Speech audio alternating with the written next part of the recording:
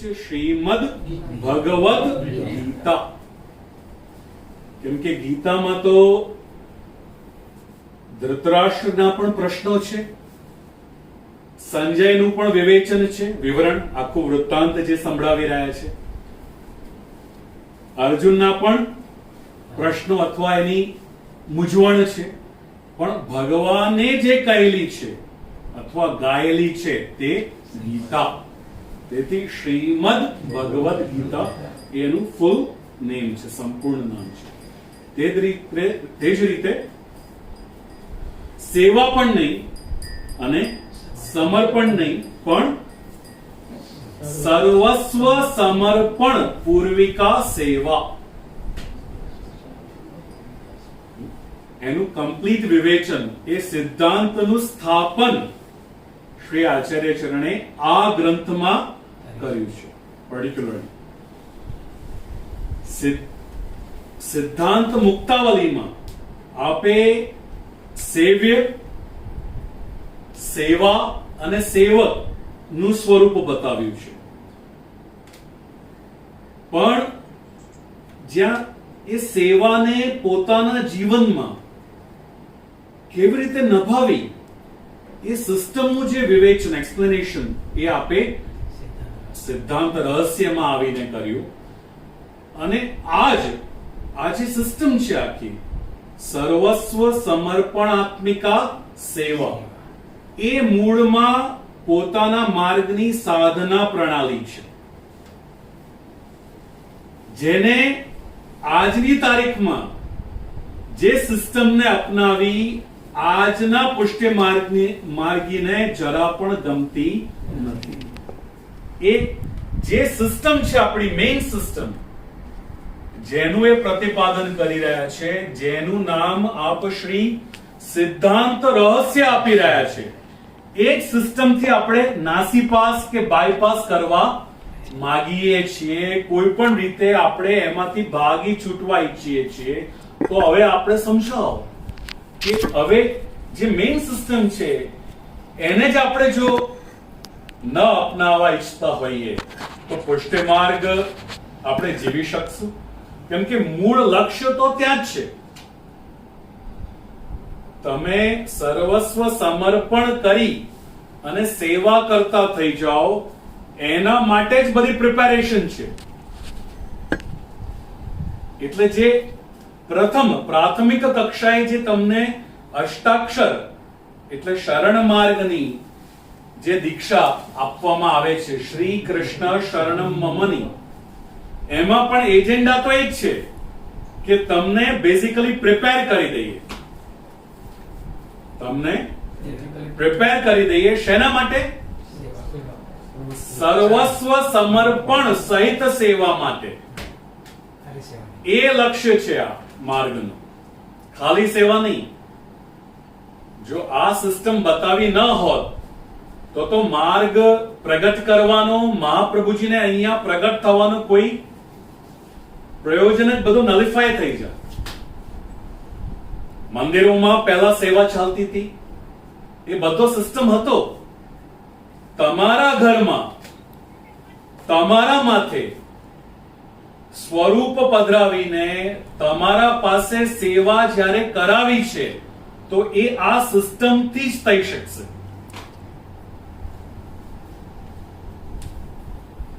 અન્યથા નહીં થઈ શકે. આ મહત્વતા, આની ગંભીરતા, આની સરસતા સમજાવવા આ ગ્રંથ લખવામાં આવ્યો. એની મહત્તા, એની ગંભીરતા સમજાવવા જ આ ગ્રંથનું નામ શું આપવામાં આવ્યું? સિદ્ધાંત રહસ્ય આપવામાં આવ્યું. કે જસ્ટ બહુ એકદમ ઈઝીમાં નહીં લેતા, મારા માર્ગના સિદ્ધાંતનું રહસ્ય બતાવી રહ્યો છું તમને, એ ધ્યાન રાખજો. એટલી ગંભીર અહીંયા ચર્ચા શ્રી આચાર્ય શરણે કરી છે. હવે જે આ સિદ્ધાંતનું પ્રતિપાદન કર્યું, સર્વસ્વ સમર્પણ, તો એ એક જાતનું આપણું એક ટોટલ રિસ્પોન્સ છે પ્રભુ પ્રત્યે, કે એ તમારા ઘરે પુષ્ટ થઈને તમારા માથે, તમારા ઘરમાં, તમારી પાસે સેવા લેવા પધારી રહ્યો છે, અને એના સામે તમારો એક ટોટલ રિસ્પોન્સ શું હોવો જોઈએ? સર્વસ્વ સમર્પણ સહિત એની સેવા. નહીં તો કંઈક હલકું બધું પડી રહ્યું છે, કંઈક ટૂંચું આપણો રિસ્પોન્સ થઈ રહ્યો છે. જેમ એક ઉદાહરણ લઈએ કે મોદી સાહેબ આપણા વડાપ્રધાન છે. હવે આપણા શહેરની, આપણા વોર્ડની, સમજો કે વસ્ત્રાપુર અત્યારે આપણું નિવાસ સ્થાન, એ વોર્ડની પર્ટિક્યુલરલી આ એરિયાની મ્યુનિસિપાલિટી મારા, એટલે આપણા નિવાસ, આચાર્ય નિવાસ સ્થાન સામેથી કચરો ન લઈ જતી હોય, એના માટે આપણે કોને કમ્પ્લેન કરીએ? મોદીને. તો એ કેવો રિસ્પોન્સ થયો આપણો? ટૂંચો થઈ ગયો ને. એ કોણ છે? પ્રાઇમ મિનિસ્ટર છે, આપણા દેશના એ વડાપ્રધાન છે.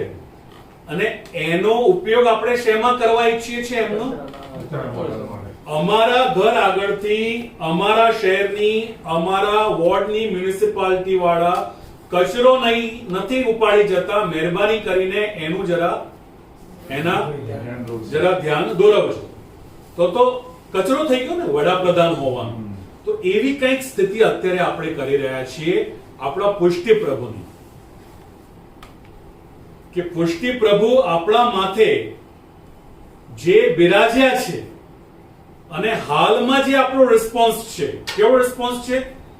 કોઈ કે જે પણ આવે છે એ કહે છે કે જે બહુ જ ભાવ છે, અમને સેવા કરવાની તો બહુ જ તાલાવેલી છે, પણ નાગરીની આજ્ઞા આપી દો, દૂધઘરની આજ્ઞા આપી દો, અનસકડીની આજ્ઞા આપી દો, લીલા મેવા, સૂકા મેવા ધરવાની આજ્ઞા આપી દો. તો આ તો કંઈક ટૂંચો રિસ્પોન્સ થઈ ગયો. એ જગતનો નાથ છે, એ પોતાનું નાથપણું બાજુ ઉપર મૂકી તમારા ઘરે તમારી સેવા લેવા આવ્યો, અને તમે એને શું રિસ્પોન્સ આપી રહ્યા છો? એમ તો બહુ ભાવ છે, પણ આટલું જ બની શકે એવું છે. તો આપણે કંઈક નાસીપાસ કરી રહ્યા છીએ, આપણે કંઈક બાયપાસ કરી રહ્યા છીએ, કોઈ શોર્ટકટ શોધી રહ્યા છે. અને એ જ હકીકતને શ્રી આચાર્યશ્રીને આપણને સમજાવવા માંગે છે કે ભાઈ, તમે સમજી રહ્યા છો કે તમે શું આ પ્રોબ્લેમ ઊભી કરી રહ્યા છો, શું એક આખા શું ગુનો તમે આચરી રહ્યા છો? એ પરમ તત્વ છે, એનું સ્વરૂપ તમે સમજી રહ્યા છો? જ્યારે એ તમારા પાસે પુષ્ટ થઈને તમારા માથે, તમારા ઘરે, તમારા પાસે તમને સેવક માનીને એ સેવા લેવા આવી રહ્યો છે, તો તમારો પણ એક ટોટલ રિસ્પોન્સ હોવો જોઈએ, અધકચરો રિસ્પોન્સ ન હોઈ શકે. અને એટલે જ આજે સર્વસ્વ સમર્પણની, કેમ કે ત્યાં સિસ્ટમ શું સમજાવી? નિવેદિભી સમર્પ્યૈવ સર્વમ કુર્યાદ ઇતિ સ્થિતિ. સેવા કેમ કરવી? આ માર્ગનો મૂળ ઉદ્દેશ્ય શું છે? કે તમે ટોટલી તમારા લાઈફને, એટલે કે ભક્તિને તમારા લાઈફસ્ટાઈલ પ્રોગ્રામ સ્વરૂપે જીવો. ડિવિઝન્સમાં નહીં, ટોટલ રિસ્પોન્સ તમારો હોવો જોઈએ. તમે તમારા લાઈફના, તમારા જીવનના દરેક પાસાને તમે શેર કરી રહ્યા છો. તમે જન્મ્યા એ પણ શેર કરી રહ્યા છો, તમે ભણ્યા એ પણ શેર કરી રહ્યા છો, તમે પરણ્યા એ પણ શેર કરી રહ્યા છો, પરિવારને શેર કરી રહ્યા છો, તમારા મોજ શોખને શેર કરી રહ્યા છો, તમારા હરવા ફરવાને શેર કરી રહ્યા છો, તમારા મૃત્યુને પણ તમે શેર કરી રહ્યા છો. એ ટોટલ પ્રોગ્રામ છે. એટલે સ્પેસિફિકલી આ શબ્દો છે, સર્વસ્વ સમર્પણ સહિત સેવા. આપણે રોટલી કે પાપડને બંને બાજુ શેકતા હોઈએ છીએ. એક બાજુ સેવા, એક બાજુ શેકવા જઈએ તો વધારે બળી જાય અને બીજી કાચી રહી જાય. તો અહીંયા સેવા પણ નથી, ફક્ત સમર્પણ પણ નથી, પણ સમર્પણ સહિત સેવા છે. અને તેથી એ બતાવી રહ્યા છે કે જ્યારે એ પ્રભુ તમારા ઘરે આવ્યો તો પોતાના ફળ બળથી આવ્યો છે. મીન્સ ટોટલ એને એ ટોટલિટીમાં પોતાને પ્રગટ કરી રહ્યો છે તમારા ત્યાં. જે પુષ્ટિ સ્વરૂપ છે એનું ટોટલ રૂપ છે, એનું ટોટલ રિસ્પોન્સ છે તમારા પ્રત્યે. એ હકીકત સમજવા જેવી છે અહીંયા કે આ એટલે મહાપ્રભુજીએ અહીંયા કહ્યું ફલ બલ. ફલ બલ એ ફલ બલથી તમારા ત્યાં આવી રહ્યો છે. હવે આ ફલ બલ શું છે એ પણ આપણે સમજીએ કે દરેક સિસ્ટમની કોઈ એક ફૂટપટ્ટી હોય છે જેનાથી આપણે એને માપતા હોઈએ, એને મેઝર કરતા હોઈએ. જેમ લિક્વિડ્સ હોય તો એ મિલીલીટર લીટરમાં હોય, વજન હોય તો ગ્રામ કિલોગ્રામમાં હોય, ડિસ્ટન્સ હોય તો મીટર કિલોમીટરમાં હોય, બરાબર. ટેમ્પરેચર તો એ સેલ્સિયસ કે ફેરનહીટમાં હોય. તેમ શાસ્ત્ર એટલે ભગવત જે અલૌકિક શબ્દ રાશિ છે, જેટલું પણ અલૌકિક શબ્દ છે તેને આપણે શાસ્ત્ર કહીએ છીએ. શાસન કરે આપણા ઉપર, જે રૂલ કરે, જે આપણને કમાન્ડ કરે તે શાસ્ત્ર. શાસન કરે તે શાસ્ત્ર. જેમ આપણા માટે કોના શબ્દો શાસન કરી રહ્યા છે? જે પણ આચાર્યો છે આપણા, શ્રી મહાપ્રભુ હોય, શ્રી ગોપીનાથ ચરણ હોય, શ્રી પ્રભુચરણ હોય, સાતે આચાર્ય હોય, અથવા પરવર્તી છે અત્યાર સુધીના જે આચાર્યો છે, એ બધા આપણા ઉપર શાસન કરે છે, રૂલ કરે છે. એમના શબ્દો એ આપણા મીટર, આપણા માટે એક રૂલ છે. થંબ રૂલ છે આપણા માટે, ફૂટ રૂલ છે કે કેટલું કરવું, શું કરવું, ન કરવું, કેવી રીતે જવું, ક્યાં જવું, ન કરવું, એ બધું આપણને બતાવે. તો શાસ્ત્રની પણ એક અલગ આગવી ફૂટપટ્ટી છે જેને શાસ્ત્ર કહે છે પ્રમાણ, પ્રમેય, સાધન અને ફળ. પ્રમાણ, પ્રમેય, સાધન અને ફળ. હવે ઇન્ટરેસ્ટિંગલી, જેમ તાવ આવે તો આપણે બગલમાં લગાવીએ થર્મોમીટર, જેથી ખ્યાલ આવે કે મોઢામાં નાખીએ કે ખ્યાલ આવે આપણને કે ભાઈ કેટલો ટેમ્પરેચર છે આપણા બોડીનું. એ જ રીતે આપણા ત્યાં ઘણા બધા દેવો છે વૈદિક સનાતન ધર્મમાં. તો શ્રી આચાર્ય ચરણે પણ એ ફૂટપટ્ટી લગાડી, ભાઈ પ્રમાણથી કયો દેવ મોખરે છે, પ્રમેય ની ફૂટપટ્ટી લગાડીએ તો કયો દેવ ચડિયાતો, સાધન ની ફૂટપટ્ટી લગાડીએ તો કયો વિલક્ષણ, ફલની પણ ફૂટપટ્ટી લગાડીએ તો કયો કંઈક અલગ થઈને આપણા સામે ઉભો આવે છે. અને બધાને થર્મોમીટર લગાડતા શ્રી આચાર્ય ચરણ નિર્ણય ઉપર પહોંચ્યા કે ભાઈ કૃષ્ણ સર્વોપરી છે. મનસ્વી રીતે નહીં, શાસ્ત્રની જે ફૂટપટ્ટી છે, પ્રમાણ, પ્રમેય, સાધન અને ફળ, એટલે આ 4 પેરામીટર્સ છે. એનાથી શ્રી આચાર્ય ચરણે નક્કી કર્યું કે પરબ્રહ્મ તો કૃષ્ણો હિ. બ્રહ્મ એટલે તત્વ. પરમ તત્વ કોણ છે મારા માટે? શ્રી કૃષ્ણ છે. અને એના સ્ટેપમાં, ફોલોઅપમાં આપણને સિદ્ધાંત આપ્યો કે ભાઈ જો તમે એક વખત સ્વીકારી લીધું કે કૃષ્ણ પરમ તત્વ છે, તો સિદ્ધાંત શું આવ્યો? કૃષ્ણ સેવા સદા કાર્ય. કેમ કે એક બાજુ એ સ્વીકારો અને પછી ફોલોઅપ ન કરો તો એ રોંગ સિસ્ટમ થઈ ગઈ. જેમ આપણે સ્વીકારીએ છીએ કે આપણે ભારતના નાગરિક છીએ અને એના બેનિફિટ્સ બધા લેવા છે તો ટેક્સ પે કરવો પડશે. એ ઇન્ડિયાના જે કોન્સ્ટિટ્યુશનના જે લોસ છે એ ફોલો કરવા પડશે. ઇન્ડિયાનો જે ગુનો છે એ પ્રમાણે તમે ગુનેગાર છો જો તમે ગુનો કર્યો હોય. તો એ અહીંયા એક સિસ્ટમ છે. તો એના ફોલોઅપમાં આપણને સાધનાનો ઉપદેશ આપ્યો સિદ્ધાંત રહસ્યમાં કે નિવેદિભિ, જેને કૃષ્ણને નિવેદન કરેલું છે તેને સર્વસ્વ સમર્પણ કરીને એની સેવા કરવી જોઈએ. ટોટલ લાઈફસ્ટાઈલ પ્રોગ્રામ એનો એવો હોવો જોઈએ કે જે કૃષ્ણ સાથે એસિમિલેટ થઈ ગયો હોય, ભેગો થઈ ગયો હોય. એટલે મારી બહુ પ્રિય પંક્તિ છે,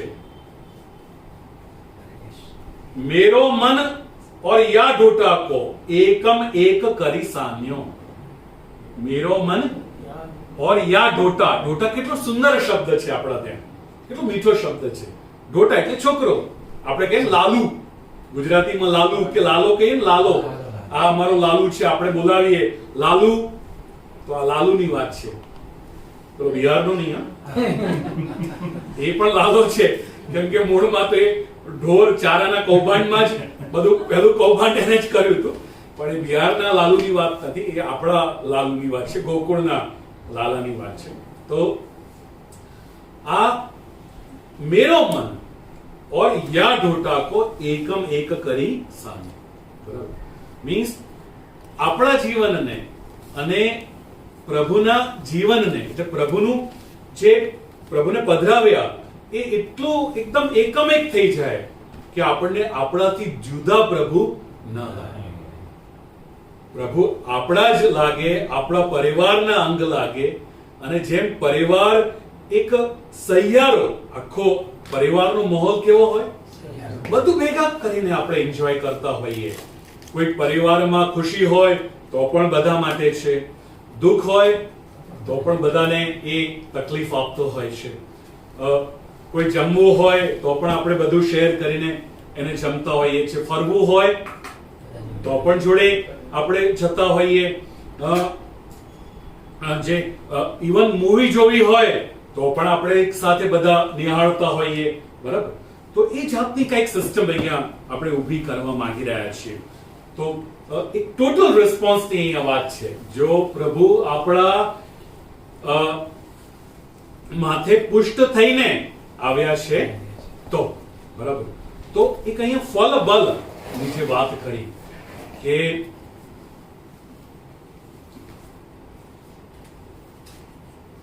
આપણે એવું વિચારતા હોઈએ કે કોઈ આપણી અચીવમેન્ટ છે તો પ્લીઝ બેવેર. પ્રભુ પોતાની ઈચ્છાથી અથવા કે પોતાના ગટ્સથી તમને સ્વીકારી રહ્યો છે. તમારામાં કોઈ સત્તા નથી, કોઈ કેવી આવડત નથી, પણ જો એ આવ્યો છે છતાં પણ તો તમારો રિસ્પોન્સ ફૂલ હોવો જોઈએ, અધકચરો ના હોવો જોઈએ. કેવી હલકી વાત લાગે કે જે બહુ ભાવ છે પણ નાગરી બસ લીલો મેવો, સૂકો મેવો, દૂધઘર, બસ એટલું જ ધરવું છે. અરે ભાઈ, એ વિચાર આવ્યું કે આ કોણ આવ્યું છે, એ ટોટલી પોતાની ટોટલિટીમાં આવ્યો છે, જેને મહાપ્રભુજીએ આપણને બતાવ્યું. એ પણ એક આખો એક અલગ વિષય છે. આ એ પણ ક્યારેક આપણે ભેગા થઈશું તો ત્યારે આપણે વિચારીશું કે પ્રમાણના ફૂટપટ્ટીથી એ કેમ મોખરે છે, પ્રમેયથી એ કેમ સર્વોપરી છે, સાધનની દૃષ્ટિથી પણ એ કેમ સર્વોપરી છે, એ ફલથી પણ, ફલ આપવાની દૃષ્ટિએ પણ એ કેમ સૌથી વિલક્ષણ ફલ આપનારો છે. તેથી એ રીતે શ્રી આચાર્ય ચરણે આ એક પ્રભુની મહત્તા આપણને સમજાવી છે. તો અહીંયા એક ફલ બલની વાત કરી રહ્યા છે. તો હવે પ્રમાણ, પ્રમેય, સાધન અને ફળ એ શું છે બેઝિકલી, એનો કોઈ પહેલા સામાન્ય અર્થ આપણે જાણીએ. પ્રમાણ, પ્રમાણ એટલે જેનાથી જાણી શકાય. કોઈ પણ વસ્તુ કે વ્યક્તિને જેનાથી જાણી શકાય તે પ્રમાણ. જેમ આપણે કોઈ ઇન્સ્ટ્રુમેન્ટ લાવે, કોઈ અપ્લાયન્સ લાવે, હવે સમજો કે આજે તો ડેમો માટે પણ આવે છે, પણ એના સાથે સાથે એનું એક એપરેટસ પણ આપવામાં આવે છે, એટલે નો હાઉ કે ભાઈ આને કઈ રીતે તમે ઓપરેટ કરશો, એટલે પેલી ચોપડી પણ આપણને આપવામાં આવતી હોય છે કે કઈ રીતે આપણે એને મેનેજ કરી શકીએ, એને જે છે ચલાવી શકીએ, ઓપરેટ કરી શકીએ. તો એ પ્રમાણ. પ્રમેય એટલે જે જાણવા લાયક હોય તે પ્રમેય. પ્રમાણ જેનાથી જાણી શકાય, પ્રમેય તે જે જાણવા લાયક છે તે. સાધન એટલે એના માટેના ઇન્સ્ટ્રુમેન્ટ્સ. સાધન એટલે ઇન્સ્ટ્રુમેન્ટ્સ. હવે જેમ સેવા છે આપણી, તો તો શણગાર છે, સિંહાસન છે, ખંડ છે, પાટ છે, જારી છે, શૈયા છે, એ બધા સાધન છે જેનાથી સેવા એકોમ્પ્લિશ થશે. બરાબર છે. જેમ ઘર આપણે લાવીએ તો આપણે કઈ ખોખામાં તો નથી રહેવા જતા રહેતા, આપણે આપણી કેપેસિટી પ્રમાણે સારુંથી સારું ઇન્ટિરિયર એમાં કરાવીએ છીએ અને પછી આપણે રહેવા જઈએ છીએ, જેથી આપણે સુખ સુવિધાથી રહી શકીએ, એ ઘરને આપણે એન્જોય કરી શકીએ. અને ફલ. પ્રમાણ, પ્રમેય, સાધન અને ફલ. પ્રમેય એ જાણવા લાયક અને આ ફળ એટલે મેળવવા લાયક. ફલ એટલે તો પ્રમાણ એટલે જેનાથી જાણી શકાય, પ્રમેય એટલે જે જાણવા લાયક છે, સાધન એટલે એને મેળવવાના ઇન્સ્ટ્રુમેન્ટ્સ, સાધન, ઇક્વિપમેન્ટ, અને ફળ કે જે મેળવવા લાયક છે તે. હવે લાસ્ટમાં જઈને બેઝિકલી પ્રમેય અને ફલ એક થઈ જાય છે. બરાબર? કેમ કે જેને જે જાણવા લાયક છે તે મેળવવા લાયક છે. જે બરાબર. તો બેઝિકલી શું છે કે ભાઈ આપણે પ્રમેય વ્યાપાર કહીએ. પ્રમેય વ્યાપાર એટલે જે મતલબ પોતાને રિવીલ કરે, જે પોતાને રિવીલ કરે. અને ફલ વ્યાપાર એટલે જે પોતાને અવેલેબલ કરે. જેમ આપણે કોઈ ચોપડી જાણી અરે વાંચી તો કોઈ વિષયને જાણ્યું ને, આપણે કોઈ ઇન્સ્ટ્રુમેન્ટ લાવ્યા, એ ચોપડી એટલે ચોપડીમાં એના સ્ટેપ્સ આપણે જોયા, તો આપણે એ ઇન્સ્ટ્રુમેન્ટને ઓપરેટ કરવાનું જાણ્યા. એટલે બેઝિકલી શું કરે છે કે એ ચોપડીને વાંચ્યા પછી એ ઇન્સ્ટ્રુમેન્ટ પોતાને રિવીલ કરે છે કે ભાઈ હું આ રીતે ચલાવી શકાય, મારું તમે યુઝ કરી શકો. બરાબર? અને જ્યારે એ અવેલેબલ મીન્સ આપણે એને ઓપરેટ કરતા થઈ જઈએ અને જે વાપરવાનું છે તો એ વસ્તુ આપણને અવેલેબલ થઈ મળી. તો પ્રમેય વ્યાપાર એટલે રિવીલ કરવું અને ફલ વ્યાપાર એટલે પોતાને અવેલેબલ કરવું. હવે આખી સિસ્ટમ જે આ પ્રમાણ, પ્રમેય, સાધન અને ફળની છે એને પણ થોડું વિશેષ સમજીએ કે પ્રમાણ અને પ્રમેય હવે કેવી રીતે આ જ વસ્તુને આપણે હજુ એક્સપાન્ડ કરીએ કે સમજો કે લાવા છે. લાવા આપણા ભૂમિના કોરમાં કંઈક લાવા એ કંઈક બળી રહ્યો છે, ત્યાં આપણે કે ભાઈ ખલ બળી રહ્યો છે, ત્યાં આખો લાવા છે, ત્યાં આખો બળતો લાવા પણ આપણને દેખાય છે. હવે એ લાવો જે મેગ્ના છે એ લાવો ઠંડો પડી જાય લાવા તો શું થશે કે બધું જ અહીંયા ભૂમિ ઉપર બધું જ કોલેપ્સ થઈ જશે. એ અંદરની હીટ જનરેટ થઈ રહી છે તો બધું એક્ઝિસ્ટ કરી રહ્યું છે. આજે અનાજ ઇત્યાદિ પણ આપણને પોસિબલ થાય છે. હવે એ ઠંડુ પડી જાય તો સર્વનાશ થઈ જાય આખો. પણ આજે એ લાવા જે ધબકી રહ્યો છે, ત્યાં બળી રહ્યો છે, જે મેગ્નાના ફોર્મમાં છે એ આપણને દેખાય છે, અનુભવાય છે, આપણને સમજ છે કે બિલકુલ ભૂમિના કોરમાં લાવા છે, પણ આપણને દેખાતો કે અનુભવાતો નથી. પણ ક્યારે અનુભવાય છે? જ્વાળામુખી ફાટે ત્યારે. ક્યારે અનુભવાય છે? જ્વાળામુખી ફાવે એને તો આપણે લાવા કહીએ છીએ ને. પેલો મેગ્ના છે અને પછી એ લાવા થઈ ગયો. બેઝિકલી આવી તો રહ્યો છે એ અંદરથી જે ફેંકે છે, ફેંકવામાં આવે છે લાવા, તો એ રિવિલેશન થયું. જો એ શું થયું? બરાબર. તો આપણને ખ્યાલ છે પણ એનો આપણને અનુભવ નથી. પણ બેઝિકલી એ આપણને ખ્યાલ અપાવે તો આપણને રિયલાઇઝ થાય છે. જો વાત ક્યાં આવી અંતમાં? ઉદાહરણ શું આવ્યું? એ ફાટ્યો તો આપણને રિયલાઇઝ થયું ને કે કાંઈક તો છે અંદર, જે બળી રહ્યું છે, જે ધબકી રહ્યું છે, ત્યાં જે ફાયર ત્યાં બળી રહ્યું છે, કાંઈક તો છે અર્થના કોરમાં કે જે બહાર આવ્યું ફાટીને. તો એ પોતે એને રિવીલ કર્યું, પોતે એને પોતાનું અનુભવ કરાવ્યો. બરાબર છે આપણને. તો આ એક વસ્તુ સમજવા જેવી છે આપણને. તો અહીંયા શ્રી આચાર્ય ચરણ એ જ કહી રહ્યા છે કે ભાઈ તમે સમજો કે જ્યારે એ તમારા કોઈ ઇન્સ્ટ્રુમેન્ટ્સ તમે જ્યારે નથી સમજી શકતા અને જ્યારે એ તમને પોતાને એ રિવીલ કરી રહ્યો છે, તમારા ઘરમાં એ પ્રગટ થઈ રહ્યો છે, તો કંઈક બહુ ગંભીર કથા છે. એટલે તમારો પણ રિસ્પોન્સ ટોટલ હોવો જોઈએ. તો જો આ જે ઉદાહરણ છે લાવાનો અને આ વોલ્કેનોનો, જે જ્વાલામુખી ફાટી, એ કંઈક પ્રમાણ અને પ્રમેયની વાત કરી રહ્યો છે કે પ્રમેય આપણને અનુભવ કરાવે તો આપણને એનો અનુભવ થાય. બેઝિકલી હવે એ કેમ કહ્યું અહીંયા? એ એટલા માટે કહ્યું કે જે પ્રમાણ છે એ આપણી પ્રમાણ અને પ્રમેય બેઝિકલી આપણી કોગ્નિટિવ ફેકલ્ટીઝ છે. શું છે? કોગ્નિટિવ ફેકલ્ટીઝ એટલે જ્ઞાન શક્તિ. શું છે?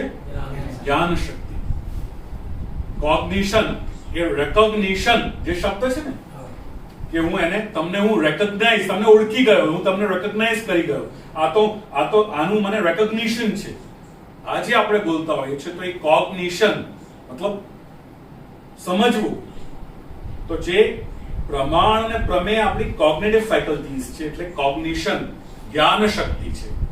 હવે આ જુઓ, લાવાનું જ્ઞાન છે પણ આપણને રિવીલ કર્યું ત્યારે જ્ઞાન મળ્યું. તો કંઈક આપણી જ્ઞાન શક્તિ પણ કંઈક તુચ્છી પડી રહી છે. એનો અનુભવ જ્યાં સુધી એ ન બતાવે ત્યાં સુધી થતું નથી. એક સિસ્ટમ સાધન અને ફલમાં છે. બીજો એક ઉદાહરણ લઈએ આપણે. એટલે બેઝિકલી અહીંયા વાત શું કહેવા માંગી રહ્યા છે કે પ્રમાણ, પ્રમેય, સાધન અને ફલ એ ટોટલ સિસ્ટમ ભગવાનમાં સમાયેલી છે. આપણે કેટલું પણ કરીએ, જાણવાનું કે કરવાનું, કેમ કે જે સાધન અને ફલ છે એ આપણામાં રહેલી કાઇનેટિક ફેકલ્ટીઝ છે, એટલે કે ક્રિયા શક્તિ. પ્રમાણ અને પ્રમેય આપણામાં રહેલી જ્ઞાન શક્તિ છે, કોગ્નિટિવ ફેકલ્ટીઝ, અને સાધન અને ફલ આપણામાં રહેલી ક્રિયા શક્તિ છે, મીન્સ કાઇનેટિક ફેકલ્ટીઝ છે. અને કોઈ પણ હકીકત, કોઈ પણ તત્વને, વસ્તુ કે વ્યક્તિને જાણવું હોય અથવા માનવું હોય તો આપણને આ બે જ એપ્લાય કરવા પડે, જ્ઞાન અને ક્રિયા. જ્ઞાન અને ક્રિયા વગર કશું પણ હાંસલ થતું નથી જીવનમાં.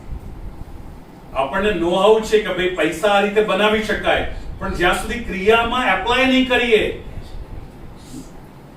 56 ભોગ મૂકી દીધો, આપણને બધું ખબર છે કે ભાઈ આ રસ છે, આ પૂરી છે, આ શ્રીખંડ છે, આ જે છે ખીર છે, આ કચોરી છે, પણ ક્રિયા નહીં કરશું તો એને માણી નહીં શકીએ. તો જ્ઞાન અને ક્રિયા સમજવા અને મેળવવા બંનેમાં આ એપ્લાય તો કરવા જ પડે છે. તો બેઝિકલી પ્રમાણ અને પ્રમેય આપણી કોગ્નિટિવ ફેકલ્ટીઝ એટલે કે જ્ઞાન શક્તિ છે, અને સાધન અને ફળ આપણી ક્રિયા શક્તિ એટલે કે કાઇનેટિક ફેકલ્ટીઝ છે. અને એ બંનેને આપણે એપ્લાય કરીએ તો જ આપણને કોઈ વસ્તુ સમજાય કે મેળવાય. એ તો પોસિબલ નથી. હવે આ જ સિસ્ટમને મહાપ્રભુજી અહીંયા બતાવવા માંગે છે કે હજુ એને સમજો કે હું ક્યાં શું કહેવા હું માંગી રહ્યો છું. જ્યારે હું કહી રહ્યો છું કે પ્રભુ તમારા ઘરમાં તમારી સેવા તમને સેવક માનીને આવી રહ્યો છે, તો એ પોતાના ફલ બલથી આવી રહ્યો છે. એ હકીકતને થોડુંક હું સમજાવવા ઈચ્છી રહ્યો છું. એના માટે એક બીજું એક સુંદર ઉદાહરણ લઈએ આપણે કે મૂવી છે. મૂવી એ મૂવીમાં બેઝિકલી 3 પાર્ટ્સ હોય છે, એટલે તો ઇન્ટરવલ પણ હોય છે ને. તો ફર્સ્ટ હાફ, સેકન્ડ હાફ અને ક્લાઇમેક્સ. એ છેલ્લું. ફર્સ્ટ હાફ, સેકન્ડ હાફ અને ક્લાઇમેક્સ. હવે ફર્સ્ટ હાફ જે છે એ આપણું પ્રમાણ પ્રમેય છે. ફર્સ્ટ હાફ શું છે? કેમ કે જ્ઞાન છે ને. આપણે હમણાં જ જોયું કે પ્રમાણ અને પ્રમેય આપણામાં રહેલી કોગ્નિટિવ ફેકલ્ટીઝ એટલે કે જ્ઞાન શક્તિ છે, જેનાથી આપણે જાણી શકીએ. રાઈટ? તો એમાં કેવું થયું કે જ્યારે ફર્સ્ટ હાફમાં શું થાય છે કે જે મેઇન કેરેક્ટર છે, જેને હીરો કહીએ, એનું કેરેક્ટર ડેવલપ કરવામાં આવે છે. મીન્સ એને લોભીઓ બતાવવો હોય તો એ રીતે એને ડેવલપ કરવામાં આવે છે. એને વિલન બતાવવો હોય તો એ રીતે ડેવલપ કરવામાં આવે છે. એને લવર બતાવવો હોય તો એ બધી ક્વોલિટીઝ એનામાં દેખાડવામાં આવે છે. એને ઈર્ષ્યાળુ બતાવવો હોય તો એ રીતે બતાવવામાં આવે છે. એટલે બેઝિકલી ફર્સ્ટ હાફ કોઈ પણ હીરોના અથવા કેરેક્ટરના, હીરો કે હિરોઈન કે વિલનના કેરેક્ટરને ડેવલપ કરવામાં આવે છે. મીન્સ વસ્તુ શું થઈ કે પોતાના માટે, કોઈના માટે નહીં, પણ એટલે પર્સન એઝ ઇટ ઇઝ, જેવો છે તેવો એને ડેવલપ કરવામાં આવે છે. તો એ ફર્સ્ટ હાફ. અને જે સેકન્ડ હાફ જે છે એ એનું પરફોર્મન્સ છે, જે સાધન અને ફલ છે. સાધન અને ફલને આપણે શું જોયું? રાઈટ, બહુ ફાઇન. કાઇનેટિક એટલે આપણી ફેકલ્ટી, ક્રિયા શક્તિ. તો જે સાધન અને ફલ છે મીન્સ મૂવીનો સેકન્ડ હાફ. કેમ કે જે તમે ફર્સ્ટ હાફમાં કેરેક્ટર ડેવલપ કર્યો એ રીતે એક્શન નહીં કરે તો તમે એને રિયલાઇઝ નહીં કરી શકો ને. તમે એને લવર બતાવી રહ્યા છો ફર્સ્ટ હાફમાં, એનું કેરેક્ટર ડેવલપ કરી રહ્યા છો. તમે એને ઈર્ષ્યાળુ બતાવી રહ્યા છો, તમે એને લોભી બતાવી રહ્યા છો, તમે એને ક્રોધી બતાવી રહ્યા છો. તો તમે ફર્સ્ટ હાફમાં એને ડેવલપ કરી દીધો, જેવો છે તેવો બતાવી દીધો એને. પણ જ્યાં સુધી એ એક્શન નહીં કરે ત્યાં સુધી એનું ફૂલ પોટેન્શિયલ નહીં આવે બહાર. એ મૂવીની જે ઇફેક્ટ છે કે લોભી છે તો ચૂસી જ રહ્યો છે કોઈને, ઈર્ષાળુ છે તો કોઈને કોઈ રીતે કાવતરા કરી રહ્યો છે. અત્યારે રાહુલ પડી ગયો છે ને મોદી સાહેબના પાછળ, એક જ કે ભાઈ મોદી સાહેબનો વિરોધ કરવો, ભલે પછી આ ગલવાનનો મુદ્દા કેમ ન હોય, પણ બસ એક જ એજન્ડા કે અત્યારે વિરોધ કર્યો છે. તો એ જો કોઈને કોઈ સ્ટેટમેન્ટ થકી બતાવી રહ્યો છે આપણને કે મતલબ એ વિરોધ કરી રહ્યો છે, એક્શન કરી રહ્યો છે, ઓપોઝિશનમાં તો છે, એટલે એ તો પોતે જે છે એ તો બતાવી દીધું એને. પણ જ્યાં સુધી એ ઓપોઝિશનમાં રિયલીમાં છે ક્યારે ખબર પડશે? જ્યારે ઓપોઝ કરશે ત્યારે. તો એ ક્રિયા શક્તિ છે, કાઇનેટિક ફેકલ્ટી એટલે સાધન અને ફલ. મીન્સ જે ફર્સ્ટ હાફમાં તમે જે કેરેક્ટર ડેવલપ કર્યો એઝ ઇટ ઇઝ, એને તમે સેકન્ડ હાફમાં એનું પરફોર્મન્સ કરી રહ્યા છો. હવે જે કેરેક્ટર ડેવલપમેન્ટ છે એ પોતાના માટે હોય છે, કોઈના માટે નથી હોતું. અને જે સેકન્ડ હાફ છે એ બીજાના માટે હોય છે, કેમ કે એ રીતે પરફોર્મ નહીં કરે તો આપણને સમજમાં આવશે કે એ ક્રોધી છે, એ લોભી છે, એ પ્રેમી છે. એટલે સેકન્ડ હાફમાં પરફોર્મન્સ છે જે પોતાના માટે નથી હોતું પણ ફોર અધર્સ હોય છે. જો ફોર અધર્સ હોય છે. તો આ એક આખી સિસ્ટમ છે. આખી જેમ આપણે સમજીએ કે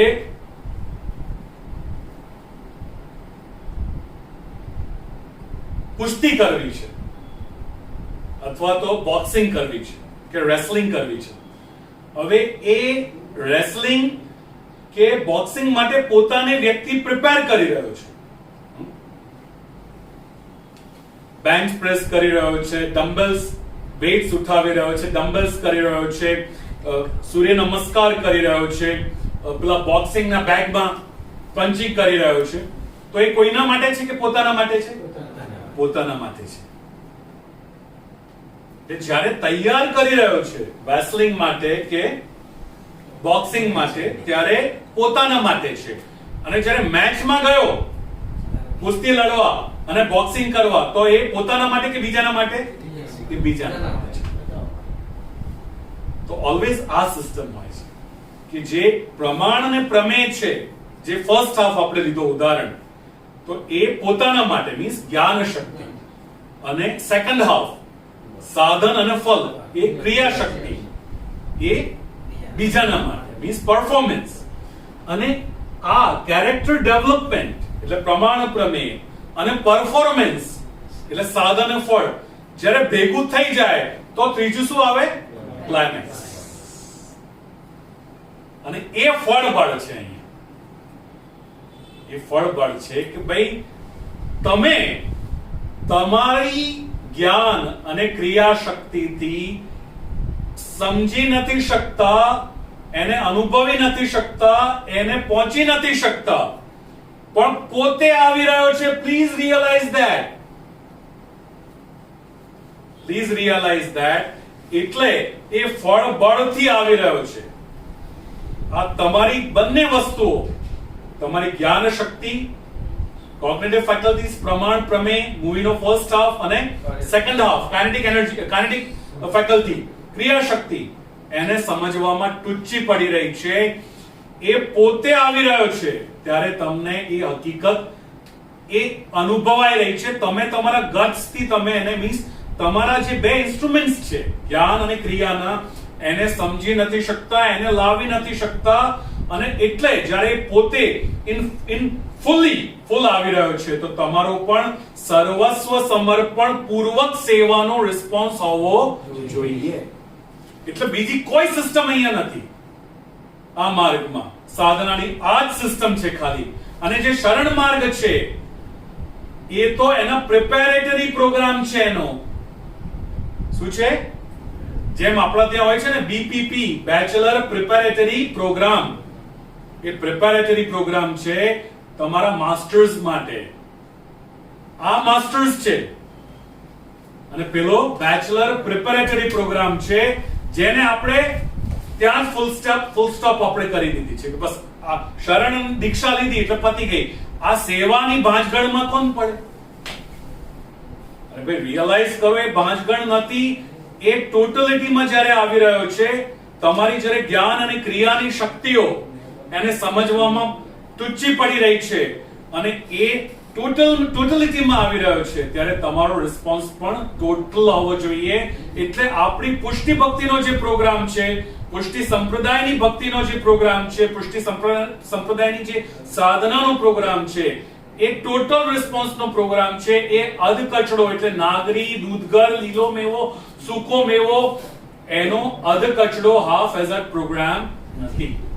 નહીં તો એ જ કથા થઈ જશે કે વડાપ્રધાનને આપણે આપણા ઘરના બહારનો કચરો આપણી મ્યુનિસિપાલિટી ઉપાડતી નથી, એના માટે આપણે જણાવી રહ્યા છે કે ભાઈ મહેરબાની કરીને સાહેબ અમારા ઘરનો કચરો જે છે એ તમે સાફ કરાવી દો. તો એના તો કચરા થઈ ગયા બિચારાના વડાપ્રધાનના, જ્યારે તમે આવી માંગણી કરી તો. બરાબર કે નહીં?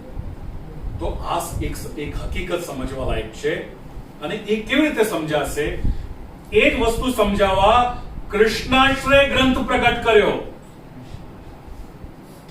એ જ હકીકત, એ જ આખો ધ્યાન બતાવવા કે અહીંયા ફલ બલની કથા છે એ સમજાવવા અહીંયા કૃષ્ણાશ્રય પ્રગટ કર્યો. કેમ કે કૃષ્ણાશ્રયની થીમ શું છે કે જે તમારા ઇન્સ્ટ્રુમેન્ટ્સ છે જાણવાના અને કરવાના એ બધા ફેલ થઈ રહ્યા છે અહીંયા કલિકાલમાં. અને એક શ્લોકથી નહીં 11 શ્લોકથી બતાવ્યું.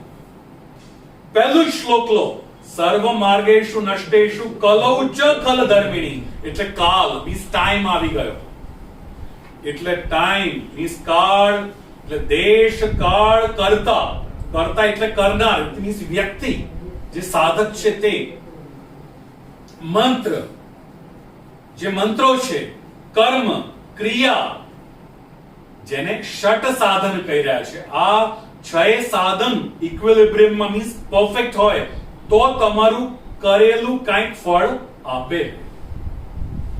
આ 4 માં, આ 6 માં કોઈ પણ કંઈક આગુ પાછું થયું તો કર્મ જે કરેલું છે એ તમને ફળ નહીં.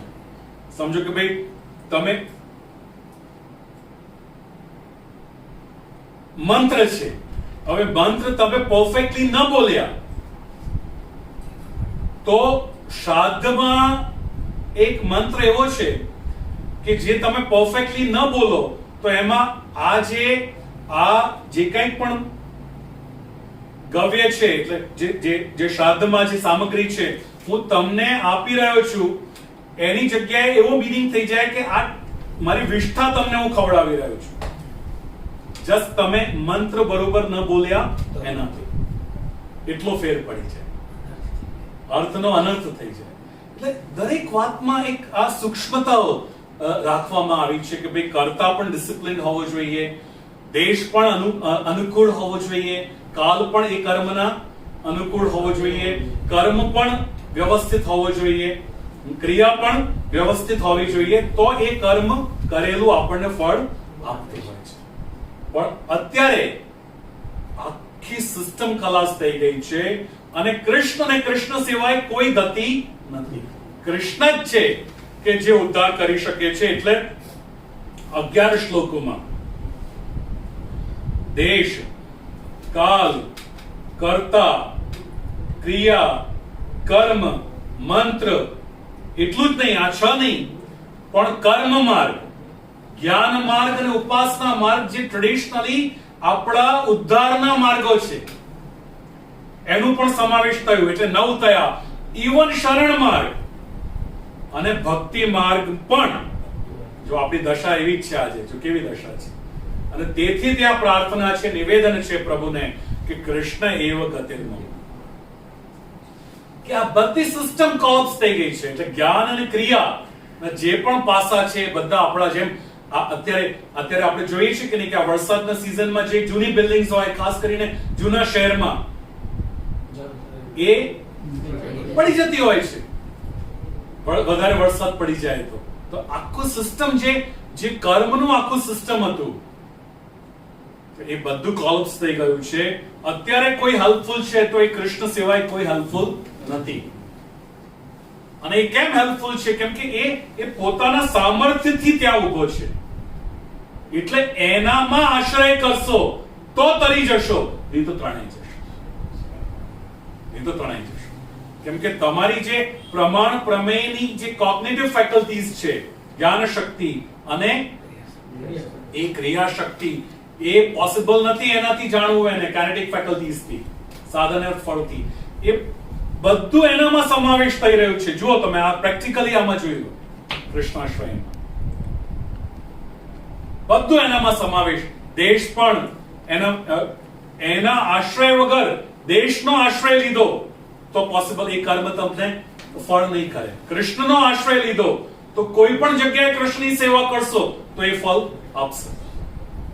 હવે સમજો કે કોઈ ભૂમિ છે, એ ભૂમિની તમે શુદ્ધિ નથી કરી, જ્યાં ત્યાં કર્મ કરવા કે ભજન કરવા તમે બેસી ગયા ભક્તિ કરવા, તો એ ભક્તિ તમને ફળ નહીં આપે અનલેસ અને અનટિલ તમે એ કૃષ્ણને ટોટલ તમે રિસ્પોન્સ આપ્યો હોય તો. એ કૃષ્ણ એવો એક ફેક્ટર છે ત્યાં. એટલે આ જે એક શ્લોકમાં શ્લોકના 4 પાર્ટ્સ હોય છે, તો ત્યાં 3 પાર્ટ્સ નિષ્ફળ છે અને એક જે પાર્ટ છે એ સફળ છે. એટલે સાર્થક છે, પેલા નિરર્થક છે. જેમ સર્વ માર્ગેષુ નષ્ટેષુ ફર્સ્ટ, કલૌચ ખલ ધર્મિણી સેકન્ડ, પાષંડ પ્રચુરે લોકે થર્ડ.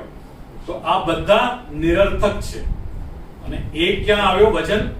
કૃષ્ણ એવ ગતિર્મમ. એટલે બોલવામાં પણ એ વસ્તુ આપણું એ રિફ્લેક્ટ થવું જોઈએ આપણું.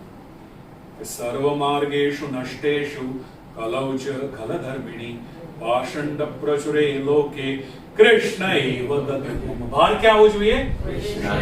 હવે આપણે એમ કહીએ સર્વ માર્ગેષુ નષ્ટેષુ કલૌચ ખલ ધર્મિણી પાષંડ પ્રચુરે લોકે કૃષ્ણ એવ ગતિર્મમ. તો ક્યાં ખોવાઈ ગયું? ખોવાઈ ગયું કૃષ્ણ. આપણી પાર્ટની સ્ટાઇલ આવું છે.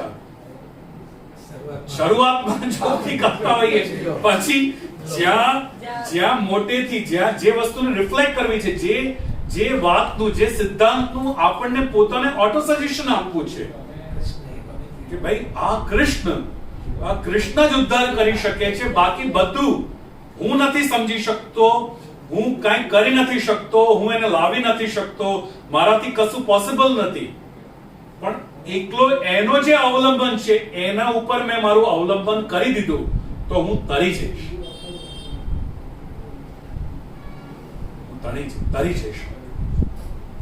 એ હકીકત જણાવવા માટે શ્રી આચાર્ય ચરણે કૃષ્ણાશ્રયની થીમ આપણને બતાવી કે ભાઈ કઈ રીતે આ હકીકત આવી રહી છે.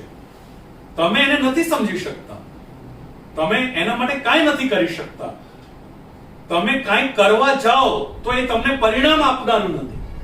એવો દેશ નથી રહી ગયો, એવો કાળ નથી રહી ગયો, એવો તમે પોતે નથી રહી ગયા, તમારું ઉચ્ચારણ મંત્ર નથી રહ્યું, તમારી ક્રિયા એ સારી વ્યવસ્થિત રીતે નથી. આ બધા જે માર્ગો છે, જે ટ્રેડિશનલ જે માર્ગો છે, કર્મ, જ્ઞાન, ભક્તિના, શરણાગતિના, ઉપાસનાના, એ બધા કોલ્પ્સ થઈ રહ્યા છે. એક જ ફેક્ટર એવો છે કે જે તમને જીવાડી શકે. અને જો એ તમારા ઘરે તમારી સેવા લેવા આવી રહ્યો છે, તમને સેવક માનીને, તો તમારો રિસ્પોન્સ પણ ફૂલ હોવો જોઈએ. આવું અધકચરો રિસ્પોન્સ તમે ન કરી શકો. આ જ મારી પુષ્ટિ ભક્તિ છે. એટલે જ આ ગ્રંથનું નામ, એટલે આ સિસ્ટમ મેં જ્યાં બતાવી એ ગ્રંથનું નામ મેં શું આપ્યું? સિદ્ધાંત રહસ્ય. મારી ભક્તિ નું પ્રોગ્રામ શરણાગતિ નથી. એટલી હલકી વાત નથી, એટલી ઓછી વાત નથી. અને તેથી શ્રી આચાર્ય ચરણ સર્વસ્વ સમર્પણ, આ સમર્પણમાં શરણાગતિ પણ સમર્પણ હેઠળ કરો, ભક્તિ પણ સમર્પણ હેઠળ કરો, સેવા પણ સમર્પણ હેઠળ કરો, એ કહી રહ્યા છે. હવે જો આ બધા પાસાઓ અલગ અલગ છે. સેવા કંઈક અલગ પાસો છે, ભક્તિ કંઈક અલગ પાસો છે, શરણાગતિ કંઈક અલગ પાસો છે. એની વિવેચના જ્યારે પણ આપણે બેસતું ત્યારે કરશું. પણ એ બધાનું એસિમિલેશન ક્યાં થઈ જાય છે? સમર્પણમાં થઈ જાય છે. જેમ ઉદાહરણ લો, દાળ અલગ છે, પાંદડા અલગ છે, પુષ્પ અલગ છે, ફળ અલગ છે, પણ થડમાં આવીને બધા એક થઈ જાય. થળમાં આવીને, મૂળ તો પછીની વાત છે, પણ થળમાંથી દાળ છે, દાળથી પાંદડા છે, અને પુષ્પો, અને પછી ફળ છે. પણ બધાનું એકીકરણ થળમાં. તેથી શરણાગતિ ભલે અલગ હોય, સેવા ભલે અલગ હોય, ભક્તિ ભલે અલગ હોય, એનું સ્વરૂપ બધાના અલગ અલગ છે, પણ સમર્પણમાં જઈને બધા એકાકાર થઈ જાય છે. બધા જેમ આપણે કચુંબર બનાવીએ અથવા આપણે ત્યાં ભેલ, તો ભેલમાં બધું અલગ અલગ હોય છે, પણ બધું ભેગું થઈ જાય, એ ભેલ થઈ જાય. એટલે કોઈ પણ જાતની ભેલ બનાવી લો, બરાબર, બધું આવી ગયું, એ ભેલ. તો આ વાત અહીંયા આ ગંભીરતા સમજાવવા માંગી રહ્યા છે કે ભાઈ બધા જે પ્રોગ્રામ્સ છે શરણાગતિના કે ભક્તિના કે સેવાના, બધાનું એસિમ્યુલેશન, બધાનું એકીકરણ ક્યાં થઈ રહ્યું છે? એ સમર્પણમાં થઈ રહ્યું છે. એટલે મેઇન જે મુખ્ય સાધના છે એટલું જ નહીં, પણ જ્યાં લઈ જવા માંગે છે તમને આ માર્ગ, એ સમર્પણ ઉપર તમારું ધ્યાન દોરવી રહ્યું છે કે ભાઈ અહીંયા સમર્પણની વાત છે.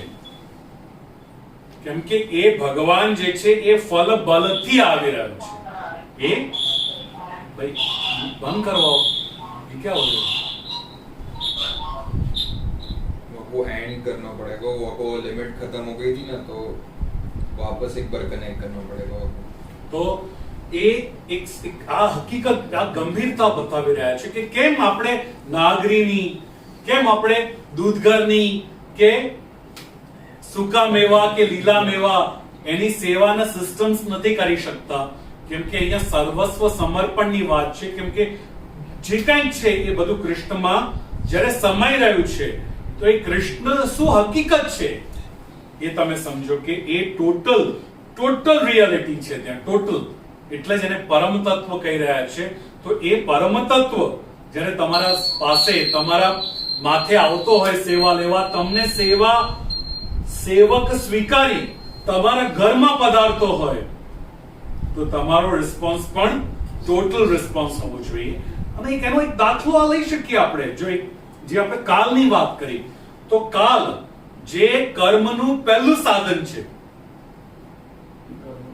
જે કંઈક થાય છે એ કાલમાં થાય છે ને. કાલથી બહાર તો કશું થતું નથી. હવે એ કાલ જ્યારે કૃષ્ણ આવ્યો, તો એ કૃષ્ણ આવતાની સાથે કાલ પણ કેવો અનુકૂળ થઈ ગયો અથવા સમય ગયો, એ સમજવા લાયક છે. એક બહુ ઇન્ટરેસ્ટિંગ પાસો છે. આ જ વસ્તુ દેશમાં એપ્લાય થશે કે ભાઈ દેશ કેવી રીતે કૃષ્ણમાં સમય જાય છે, કર્તા કેવી રીતે કૃષ્ણમાં સમય જાય છે, ક્રિયા કેવી રીતે કૃષ્ણમાં સમય જાય છે, કર્મ કેવી રીતે સમય જાય છે, મંત્ર કેવી રીતે સમય જાય છે. એટલે કૃષ્ણમાં સમય જતા એ કૃષ્ણ એવો ફેક્ટર છે કે જે બધું સંભાળી લે છે. એક પેલો કોમેડી સિરિયલ આવતો તો પહેલા, સુમિત સંભાળ લેગા, સુમિત સબ સંભાળ લેગા. તો એવી કોઈક વાત છે અહીંયા કે ભાઈ એ બધું સંભાળી લેશે. બરાબર? જેમ આપણે ગુજરાતીમાં કહેવત છે ને કે જી જરું હસતું મોડું રાખો, બાકી બધું સંભાળી લેશે. તો અહીંયા જી જરા હસતું મોડું રાખો એ વાત છે, બાકી બધું સંભાળી લેવાશે. તો જેમ કાલની આ પહેલી જે વાત છે કાલ, તો કાલ બેઝિકલી આ સમજો આખી સિસ્ટમને કે જે કાલ છે એ કાલ કેમ પ્રવૃત્ત થઈ રહ્યું છે એ પહેલા સમજવા લાયક છે. તો પહેલા તો મૂળમાં પરમ તત્વ છે, જેને આપણે પરમ બ્રહ્મ કહીએ છીએ. તો કૃષ્ણ કહી દો આપણા ફેક્ટર, આપણે આપણા માટે વિચારીએ તો થોડા જળ. તો એ પરમ તત્વ મૂળમાં જો અકાલ છે, શું છે? અકાલ છે. અને એ અકાલ જે પરમ તત્વ છે એ ચંદ્ર અને સૂર્ય રૂપે પહેલા પ્રગટ થાય છે. એ ચંદ્ર અને એમે કહેવાય છે કે જે ચંદ્ર અને સૂર્ય છે એ એના અક્ષ છે, એની આંખો છે, વિરાટ પુરુષની ભાવના. તો હવે ચંદ્ર છે, ચંદ્રની જો કળાઓ છે, આપણે શું કે વધે છે અને ઘટે છે. એકમથી પૂનમ વધે છે, એકમથી અમાસ ઘટે છે. તો જે કંઈ પણ તિથિઓ છે એ ચંદ્રથી ઇનિશિયેટ થાય છે. તિથિ એટલે દિવસ. જે દિવસો બદલાય છે એ બદલાવનારું, દિવસોને બદલનારું કોણ છે? ચંદ્ર છે. અને જે સૂર્ય છે, સૂર્ય જ્યારે અલગ અલગ રાશિમાં પ્રવેશ કરે છે ત્યારે મહિના બદલાય છે. સૂર્ય જ્યારે અલગ અલગ રાશિમાં પ્રવેશ કરે છે એ સૂર્યના કારણે મહિના બદલાય છે અને ચંદ્રના કારણે તિથિઓ બદલાય છે.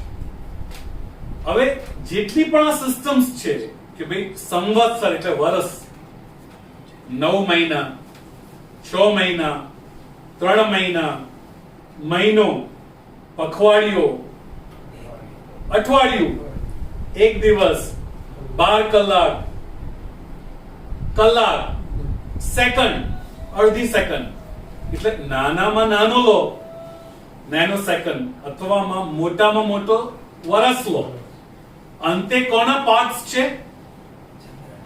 એટલે કાલના, બેઝિકલી એટલે મીન્સ ચંદ્રના અને સૂર્યના. એટલે ચંદ્ર અને સૂર્યથી કાલ ઇનિશિયેટ થાય છે, જેના આ વર્ષથી લઈને સેકન્ડ સુધીના બધા પાર્ટ્સ છે. એટલે એકંદરે સૂર્ય અને ચંદ્ર સકાલ છે, અને જે સૂર્ય અને ચંદ્ર જેને ધારણ એટલે જે સૂર્ય અને ચંદ્ર રૂપે પ્રગટ થયો છે જે પરમ તત્વ એ અકાલ છે. સમજ્યા? જે પરમ તત્વ છે એ અકાલ છે અને સૂર્ય ચંદ્ર તે સકાલ છે. કાલ એટલે અથવા સકળ કહી દો. અકળ અને સકળ એટલે કળા સહિત હોય તે સકળ અથવા સકાલ, અને જે કળા રહિત હોય, કળા એટલે પાસા, તે અકાળ અથવા અકળ. જો આ એક ઇન્ટરેસ્ટિંગ વાત તમને બતાવી. તો મૂળમાં કોઈ પરમ તત્વ છે, પરમ બ્રહ્મ છે,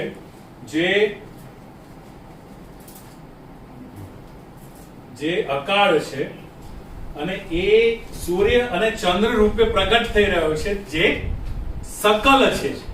કેમ કે ચંદ્રના કારણે દિવસ ઇનિશિયેટ થયા, સૂર્યના કારણે મહિના ઇનિશિયેટ થયા. એટલે સમયને પ્રવર્તાવનારા, એનું પ્રવર્તન કરનારા, એનું ઇનિશિયેટ, એની શરૂઆત કરનારા એ સૂર્ય અને ચંદ્ર છે, જેની કળાઓ વર્ષ, 9 મહિના, 6 મહિના, 3 મહિના, મહિનો, પખવાડિયા, અઠવાડિયા, દિવસ, 12 કલાક, અડધો દિવસ અને કલાક અને સેકન્ડ, બરાબર, એ એની કળાઓ છે. તો હવે જુઓ, તો આ બધી એની કળાઓ જેનું સમાવેશ ક્યાં થયું? સૂર્ય અને ચંદ્રમાં. અને એ સૂર્ય અને ચંદ્રનું સમાવેશ ક્યાં થયું? અકાળમાં, પરમ તત્વમાં, જે પાછું કૃષ્ણ છે. એટલે બધું આવીને ક્યાં ગયું? આ રીતે બધો જે કાળ હતો, કાળના કેટલાય ભાગ હશે જે આપણે જોયા, સેકન્ડ થી લઈને વર્ષ અને સૂર્ય અને ચંદ્ર, અંતે બધું ક્યાં આવી ગયું? એ જ રીતે. અને એટલે જુઓ, છેલ્લું ઉપદેશ આ બંને ભાઈઓ,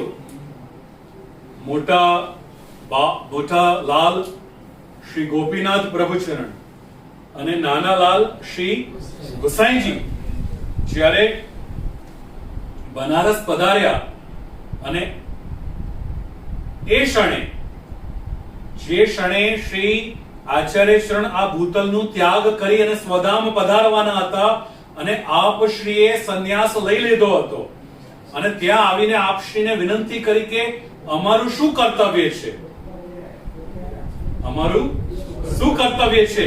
ત્યારે શ્રી આચાર્ય શરણે શું કહ્યું? યદા બહિર્મુખાયુયમ ભવિષ્યત કથંચન. જો તમે કૃષ્ણથી બહિર્મુખ થઈ ગયા અને સંસારમાં અટવાઈ ગયા તો કાલ તમને ગળી જશે. કૃષ્ણને તમે કૃષ્ણને છોડી દીધો, મતલબ કૃષ્ણના સબ્જેક્ટ ન રહ્યા અને કાળના સબ્જેક્ટ થઈ ગયા, તો તમને કાળ ગળી જશે. તો હવે એક ઇન્ટરેસ્ટિંગ વાત છે અહીંયા. તો શું આપણે બધા શું નથી જન્મતા અને મરતા? ભાઈ, જે જન્મે છે તેનું મરણ પણ નિશ્ચિત છે, એનાથી કોઈ બકાત છે? તો આ સ્ટેટમેન્ટ કઈ રીતે કહી દીધું? જો તમે કૃષ્ણને પકડી લેશો તો તમારું કાલ નહીં બગાડી શકે. આ સ્ટેટમેન્ટનો મતલબ શું? મતલબ એ છે કે તમે અકાલને પકડી રહ્યા છો સકાલની જગ્યાએ. જો તમે કૃષ્ણને પકડ્યો તો કોને પકડ્યો? અકાલને. અને જો તમે સંસારને પકડ્યો તો સકાલને પકડ્યો. કેમ કે સંસાર ક્યારે ચાલ્યો? જ્યારે સૂર્ય અને ચંદ્ર ચાલ્યા ત્યારે. જ્યારે જેમ આપણને કહેવામાં આવે છે બિગ બેંગ થયો અને સૃષ્ટિ ચાલુ થઈ. તો એ સમયને જે ઇનિશિયેટ કરનારા છે તમે એના સબ્જેક્ટ થઈ જશો, એટલે કાલના સબ્જેક્ટ થઈ જશો. અને જો કૃષ્ણને વળગી રહેશો, તમે સર્વસ્વ સમર્પણ કરી દીધું હશે, તો તમારો કોઈ અવિનાશી પાસો પણ રહેશે જે હંમેશા કૃષ્ણ સાથે ચાલ્યા જ કરશે. કમ વોટ મેં કેટલા પણ જન્મ મરણ તમારા થઈ જાય તો પણ તમે કૃષ્ણને મળશો ને મળશો. એ અખંડ રહેશે. તમારું જીવન ભલે સખંડ હોય, ભલે સાયક્લિકલ હોય, ભલે કેટલાય જન્મ. આપણે ત્યાં બહુ સુંદર કથા આવે છે કે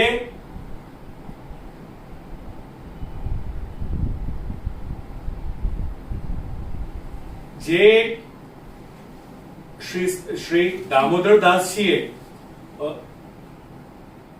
જે કંઈક પણ મતલબ લીલાની કથા છે, જે શ્રીજીને ઉભા રાખ્યા તો ત્યાં કંઈક એ નિમિત્તે કંઈક 10 જન્મનો અંતરાય બતાવવામાં આવ્યો. તો ભાઈ ત્યાં શ્યોરિટી તો થઈ ગઈ ને કે 10 જન્મે પણ. તો એ તો વરદાન થયો કે શાપ થયો? વરદાન થયો ને, શાપ ન થયો. આજે આપણને શ્યોરિટી છે કે આપણને કયા જન્મે ભગવાન મળવાના? તો વાત અહીંયા એ છે કે ભાઈ એ તમે જ્યારે કૃષ્ણને પકડી રહ્યા છો, મીન્સ કૃષ્ણના સબ્જેક્ટ છો, તો તમે કાળના સબ્જેક્ટ ન રહ્યા. તો જેમ કૃષ્ણ અવિનાશી છે એ જ રીતે તમારો કોઈ અવિનાશી પાસો એ દરેક જન્મમાં તમારા સાથે રહેવાનો જ છે, ચાલ્યા જ કરશે. એ રિકરિંગ થતો જ રહેશે. રિકરિંગ ડિપોઝિટ હોય ને એ રીતે. અને અંતે જઈને ચક્ર વૃદ્ધિ વ્યાજ થતા એક દિવસ તમે એને મળી જવાના. એ ગેરંટીડ છે આ માર્ગમાં. એ ગેરંટી છે. જો તમે એટલે જો તમને બહુ મસ્ત મજા આવશે. એટલે જો સિક્ખોમાં પણ કયો શબ્દ છે? અકાલ તખ્ત. સત શ્રી અકાલ. એમનો નારો શું છે? સત શ્રી અકાલ. અકાલ તખ્ત. એ અકાલ એટલે શું? એ જ અવિનાશી. કે ભાઈ આજે તખ્ત છે, આજે ગુરુનું સ્થાન છે. એ કેવું સ્થાન છે? એ સકાલ તખ્ત નથી પણ અકાલ તખ્ત, મીન્સ અવિનાશી છે, જેનું કદીય વિનાશ ન હોય. એટલે એ જ અકાલ છે જેની વાત વેદ કરી રહ્યો છે અહીંયા. જે અવિનાશી પાસાને વેદ બતાવી રહ્યો છે પરમ તત્વના, એને જ ત્યાંથી એ લોકોએ ઇમ્પોર્ટ કર્યો છે. એ જ લીધો છે કે એ અકાલ એ જ વેદનું અકલ છે. વેદનું અકલ છે. એ પરમ તત્વ જે સૂર્ય અને ચંદ્ર રૂપે જે સકલ થઈ ગયું છે. બરાબર? તો એ જ અકાલ તખ્ત, એ જ સતશ્રી અકાલ. તો અહીંયા આ બહુ સમજવા લાયક ફેક્ટર છે કે આ તો એક જ વાત કરી છે સમજવા માટે આપણે. એ જ રીતે દેશ, કાળ, કર્તા, કર્મ બધાનો સમાવેશ કૃષ્ણમાં થઈ રહ્યો છે. એટલે જો અહીંયા ફળ બળની કથા છે, પ્રમાણ, પ્રમેય, સાધન, મીન્સ તમારી એટલે આ ક્લાઇમેક્સ ની વાત આવી ગઈ કે જ્યાં બધા મળી ગયા. આપણે જો ને ફર્સ્ટ હાફ એ પ્રમાણ, પ્રમેય, આપણી જ્ઞાન શક્તિ પોતાના માટે એઝ ઇટ ઇઝ. સાધન અને ફળ એ આપણી કાઇનેટિક જે ફેકલ્ટીઝ, આપણી ક્રિયા શક્તિ મીન્સ પરફોર્મન્સ, અને બંને ભેગા થઈ ગયા તો ક્લાઇમેક્સ. તો પ્રમાણ, પ્રમેય, સાધન અને ફળ જ્યાં ભેગા થઈ રહ્યા છે એ કૃષ્ણ છે. એ કૃષ્ણ છે. બરાબર. તો અહીંયા આ વાત ઉપર ધ્યાન આપવા માંગે છે શ્રી આચાર્યચંદ કે તમે કોઈ પણ હલકો રિસ્પોન્સ આપ્યો તો આખું સિસ્ટમ બેસી જશે. તમે એ અહીંયા ક્લાઇમેક્સ ની વાત થઈ રહી છે. અહીંયા ફક્ત પ્રમાણની વાત નથી, ફક્ત પ્રમેયની વાત નથી, ફક્ત સાધનની વાત નથી, ફક્ત ફળની વાત નથી, પણ બધું જેમાં એકીકાર થઈ રહ્યું છે, બધું ભેગું થઈ રહ્યું છે. એ થળની વાત છે અહીંયા કે જ્યાં બધું અલગ અલગ હોવા છતાં પણ બધું ભેગું થઈ રહ્યું છે. એ જે સેવા, જે શરણાગતિ અને જે સમર્પણ, જે ભક્તિ છે, એ જ્યાં જે એકમાં ભેગી થતી હોય એ રીતે જ તમને એ સમર્પણનો ટોટલ રિસ્પોન્સ એને આપવો જરૂરી છે. કેમ કે એનામાં પણ બધું જ ભેગું થઈ રહ્યું છે. જે તમારી જ્ઞાન અને ક્રિયાની ફેકલ્ટીઝ છે, જેનાથી તમે સમજી રહ્યા છો, મેળવી રહ્યા છો, એ બધું અહીંયા ભેગું થઈ રહ્યું છે. એ ક્લાઇમેક્સ ની વાત છે આખી જે છે.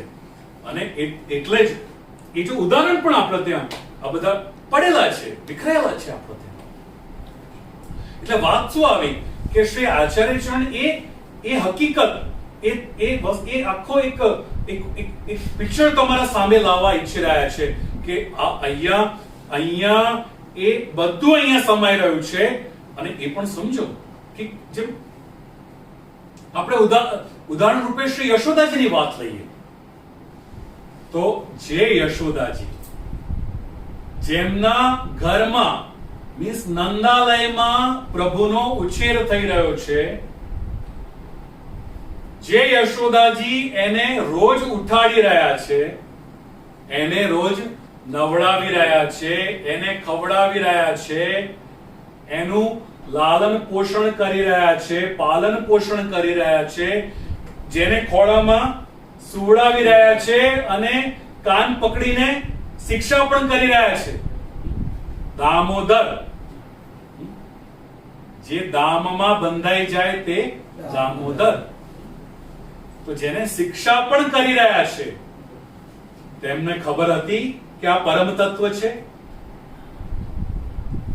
આપણું કાલ અને આપણી જગ્યા તો આપણે તો કેટલા જુદા છીએ, પણ જેના ત્યાં એ પરમ તત્વ રહી રહ્યો હતો, જે વ્યક્તિ, જે માં એનું રાત દિવસ ઉછેર કરી રહી હતી, એને પણ ખ્યાલ ન આવ્યો. એની પણ જ્ઞાન ક્રિયા શક્તિ નબળી હતી. એ તો એ દામોદર લીલા પ્રસંગે જ્યારે પ્રભુએ મુખ ખોલી અને આ પૃથ્વીના દર્શન કરાવ્યા, બ્રહ્માંડ ઘાટના પ્રસંગે, બ્રહ્માંડ ઘાટની જે માટી ખાધી, એટલે તો આપણે ત્યાંનો ચરણામૃત લઈએ છીએ કે નહીં? તો એ માટી ખાધી છે પ્રભુએ, તો એ માટી ખાવાના પ્રસંગમાં, જે પ્રભુએ મૃતિકા ભક્ષણ પ્રસંગમાં દર્શન કરાવ્યા, ત્યારે પ્રભુની માની અક્કલ ચકરાઈ ગઈ. માને લાગ્યું કે આ શું આધિ વ્યાધિ આવી ગઈ, શું ભૂત બાધા આવી ગઈ અચાનક મારા બાળકમાં. એમને રિયલાઇઝ નતો થયું કે ભાઈ જેને હું મારા હાથમાં રમાડી રહી છું, એ તો સકલ જગતનો આધાર છે. એ મૃતિકા ભક્ષણના પ્રસંગનું ચરિત્ર છે. પ્રભુએ રિયલાઇઝ કરાવ્યું ત્યારે એ જ્ઞાન થયું ને. અને એટલે જ આવે છે કે પ્રભુએ પછી આ મહાત્મ્ય છુપાવી લીધો. આજે માટી ખાધી એ પ્રસંગનો આજે બ્રહ્માંડ દર્શન કરાવ્યા, એનો જે દર્શન થયો એનાથી એકદમ સક પકાઈ ગયા એકદમ માં. એટલે પછી જે મહાત્મ્ય હતો એ એમના મગજમાંથી વિસરાવી દીધો અને પાછું વાત્સલ્ય ભાવ સ્થાપિત કરી દીધું. નહીં તો પાછો બાળકની રીતે એમને કદી એ ટ્રીટ ન કરી શક્યા હોત. તો ન તો ભગવાનને માનો સુખ મળી શક્યો હોત, ના એમને બાળકનું સુખ મળી શક્યો હોત. બરાબર છે. તો અહીંયા પણ જો આપણે જોઈ શકીએ છીએ કે જે માં રાત દિવસ એમના સાથે રહી રહી છે, એની પણ જ્ઞાન અને ક્રિયા શક્તિ ભગવાનને સમજવા ટૂંચી પડી રહી છે. ટૂંચી પડી રહી છે. એ જ જુઓ શ્રી અર્જુન, એ જ અર્જુનની કથા છે, જે પાછા નર અને નારાયણના અવતાર છે. જે નર અને નારાયણ 24 અવતારમાં લગભગ ચોથું જે અવતાર છે, એમાં જે નરના અવતાર છે શ્રી અર્જુન, એ અર્જુન ને ભગવાન પ્રત્યે સખા ભાવ હતો. એમને સખા ગણતા હતા, મામા ફઈના હતા. પેલા કુંતીજી એટલે ફઈ, શ્રી વસુદેવ એટલે મામા. તો મામા ફઈના હતા, ભાઈ ભાઈ હતા, પણ છતાં પણ એક સખ્ય ભાવ હતો, સખા. તો એક થાળીમાં જમતા, હરવા ફરવા જતા, વિહાર કરતા, એક જ શૈયામાં સૂઈ જતા. એટલી ફ્રેન્ડશિપ. તું તડાકમાં જેમ ફ્રેન્ડ્સ બોલે તો એકબીજાને ગાળ આપતા, લાત પણ મારતા. આપણે એમ કે ને થાબડીએ ને આમ કરી દઈએ કે લાત મારી દઈએ આપણા મિત્રને. મિત્ર છે એટલે ગમે તેવો વ્યવહાર કરીએ. તો જે અર્જુન પ્રભુના રાત દિવસ સાથે રહી રહ્યા છે, એમને પણ આ વિરાટ છે એ ખ્યાલ હતું. એ તો ગીતાનો ઉપદેશ આપતા જ્યારે જે ક્લેમ કરી રહ્યા હતા ભગવાન, એને પ્રેક્ટિકલી દેખાડવાનું કહ્યું, અને ત્યાં જે મહામાનવ પ્રગટ થયો અને એ જે કાળ સ્વરૂપમાં બધું જ અંદર જતું જોયું, પોતાને પણ અંદર જતો મીન્સ ચાવાતો. એ વિરાટ પુરુષના તમે દર્શન કરો ચિત્રના, તમે બધું ચવાઈ રહ્યું છે, જેમ આપણે ચાવીને ખાઈએ ને, બધું અંદર ચવાઈ રહ્યું છે, પીસાઈ રહ્યું છે. એવા ભયાનક જે દર્શન કર્યા, એનાથી પરસેવા થઈ ગયા. બધા જે અસ્ત્ર શસ્ત્ર હતા બધા પડી ગયા. બોડી જેમ કંઈક પણ એકદમ ધાસકો લાગે અને બધું લુંજ થઈ જાય, લુંજ પુંજ બધું લોલું પોલું થઈ જાય. શરીર લોલું પોલું થઈ ગયું. જ્યારે થોડાક ભાનમાં આવ્યા ત્યારે એટલા હાંજા કહીએ ને ગુજરાતીમાં, હાંજા ગગડી જવા. એ હાંજા ગગડી ગયા અને વિનંતી કરી કે ભાઈ સાહેબ, હું તો તને મિત્ર સમજતો હતો, અત્યાર સુધી મને શું ખબર કે તું વિરાટ છે. રાત દિવસ સાથે રહી રહ્યો છે, મિત્ર માની રહ્યો છે. કેટલી હલકી કથા. આપણે પણ નાગરીની આજ્ઞા જે લીલો મેવો ધરી દઈશું, સૂકો મેવો ધરી દઈશું, દૂધઘર ધરી દઈશું. જો આ કથા થઈ, કેટલો ટૂંચો રિસ્પોન્સ. સખા માની રહ્યો છે, તો મહામાનવ છે. તો પોતે જણાવે તો ખ્યાલ આવે. તો અહીંયા ક્લાઇમેક્સ ની વાત છે. જુઓ, જ્યાં આપણી પ્રમાણ પ્રમેયની જ્ઞાન શક્તિ, કોગ્નિટિવ ફેકલ્ટીઝ અને સાધન અને ફળની ક્રિયા શક્તિ, કાઇનેટિક ફેકલ્ટીઝ, એ આપણી ટૂંચી પડી રહી છે. અહીંયા ક્લાઇમેક્સ ની વાત છે, નહીં ફર્સ્ટ હાફ, નહીં સેકન્ડ હાફ, ક્લાઇમેક્સ. ક્લાઇમેક્સ ની વાત છે.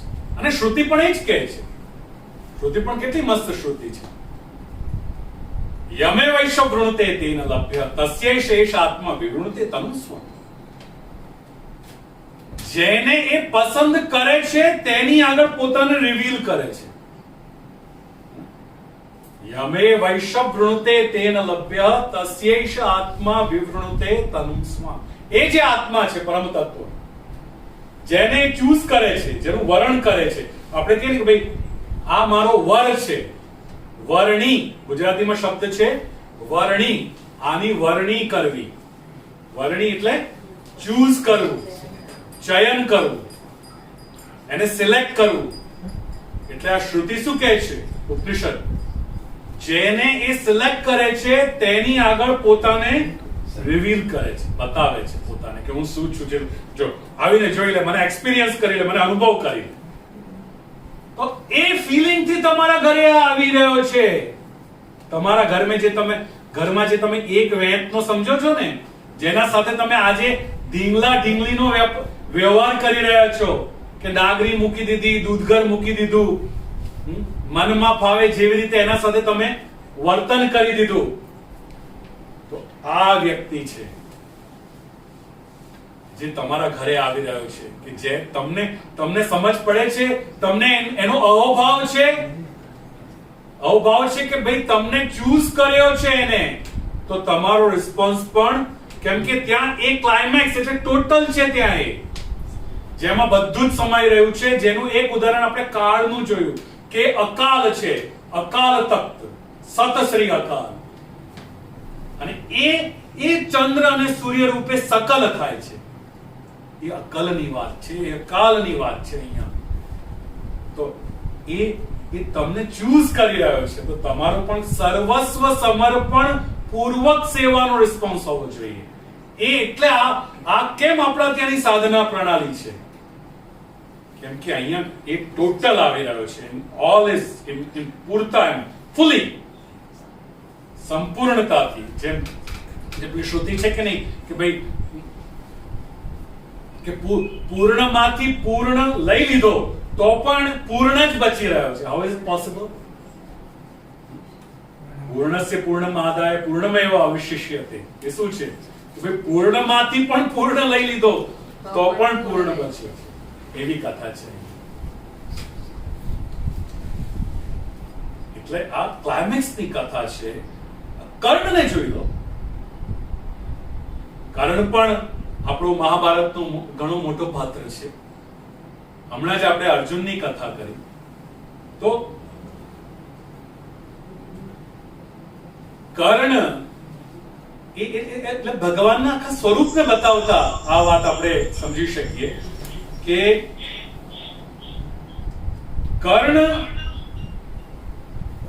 કર્ણનું જે રથ છે,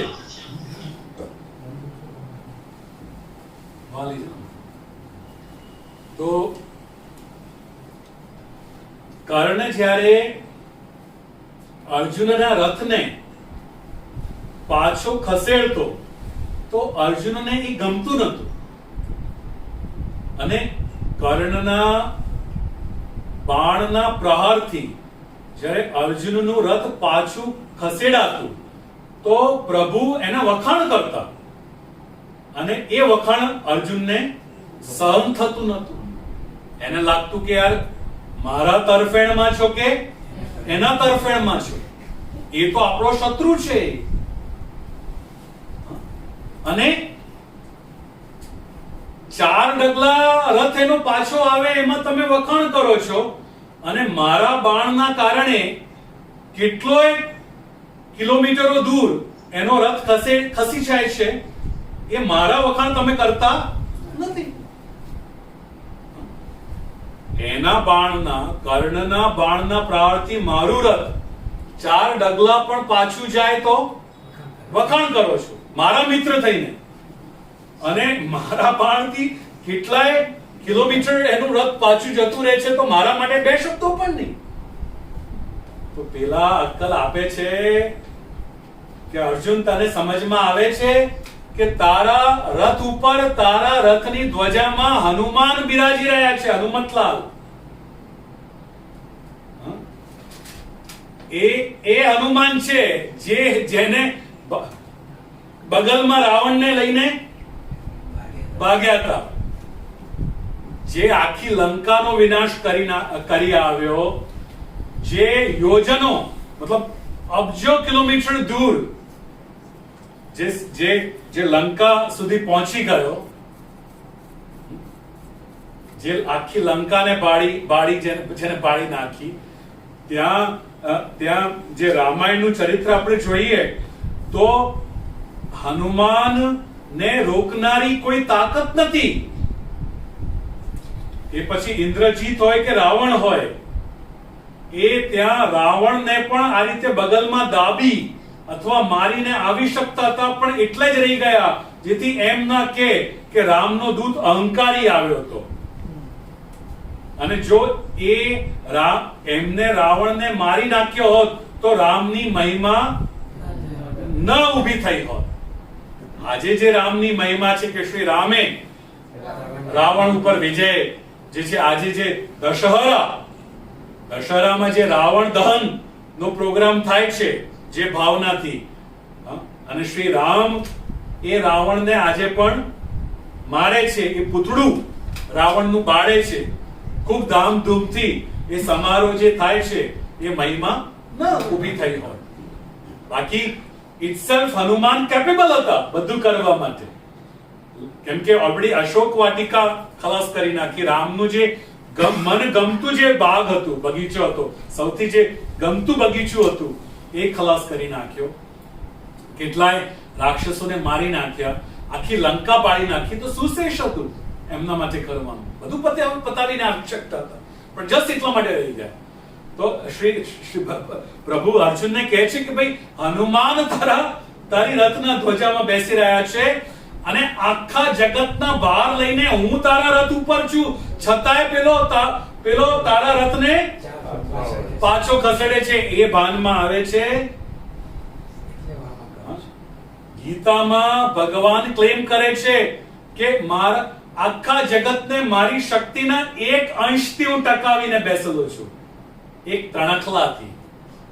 મારી જે અનંત શક્તિ છે તેમાં કેટલો એફર્ટ મારો જઈ રહ્યો છે? તણખલા. જેમ આપણે મચ્છરને આમ કરી દઈએ ને, ફટાકથી ત્યાં જતો હોય. કોઈ પેલો વંદો કે કંઈક આવતો હોય, કંઈક કીડી, તો આપણે શું કરીએ? એને મારીએ આટલી જોરથી, શું કરીએ? ટ્રેડિંગ કરી દઈએ, ટ્રેડિંગ જતી રહે. એટલો જ એફર્ટ છે મને આખા યુનિવર્સના સિસ્ટમને ટકાવવા માટે. આટલું જ એફર્ટ મારું જઈ રહ્યો છે એક અંશથી. તો એવો હું બેસેલો છું. એવા તો કેટલાય બ્રહ્માંડ મારામાં સમાયેલા છે. એ હું બેસેલો છું, તારા રથમાં હનુમાન બેસેલા છે, છતાંય પેલો 4 પગલા પણ ડગલા પણ ખસેડતો હોય તો એ વખાણના પાત્ર છે કે નહીં એ તો સમજ. તો અર્જુનને એ વાત સમજમાં આવી ના. ત્યાં બધી આપણી પ્રમાણ પ્રમેયની જ્ઞાનની સિસ્ટમ ફેલ છે, સાધન અને ફળની ક્રિયાની સિસ્ટમ ફેલ છે. અહીંયા ક્લાઇમેક્સની વાત છે, એ જણાવે તો પછી એને ટ્યુબલાઇટ થઈ કે ભાઈ સાચી વાત છે, મને તાળી વગાડવી પડે, તમે વગાડો નહીં પણ મને વગાડવી જોઈએ આ તો. બરાબર. અને એક જો આપણા ત્યાં પણ કેટલી સુંદર વાત, આ બધી વાત એ ક્લાઇમેક્સની છે જેને આપણે ફલ બળ કહી રહ્યા છીએ. બધું એમાં સમાવેશ થઈ ગયો. એટલે આ બતાવવા માટે આ ચરમ આ સિદ્ધાંતને બતાવવા માટે આ ગ્રંથમાં જે સિસ્ટમ બતાવી છે, એટલે આ ગ્રંથનું નામ સિદ્ધાંત રહસ્ય છે. કેમ કે અહીંયા આવીને આ સિસ્ટમ આખી બતાવી છે. ટોટલ રિસ્પોન્સ આપણા માર્ગની પ્રણાલિકા છે, એનું પ્રિપેરેટરી પ્રોગ્રામ શરણ માર્ગ છે. આપણે તો બસ એનાથી વધારે નહીં, બસ આટલું બહુ થઈ ગયું. આખું જીવન આમ જ કાઢી નાખીએ છીએ. જ્યારે મેઇન સિસ્ટમ આપણી કોઈ સાધના પ્રણાલી હોય તો આ છે, સર્વસ્વ સમર્પણ પૂર્વક સેવા. બીજી કોઈ સિસ્ટમ જ નથી. એમ તમે એમ સમજતા હો કે શરણ માર્ગ એ આપણી સિસ્ટમ છે, નહીં. એ તો પ્રિપેરેટરી પ્રોગ્રામ છે.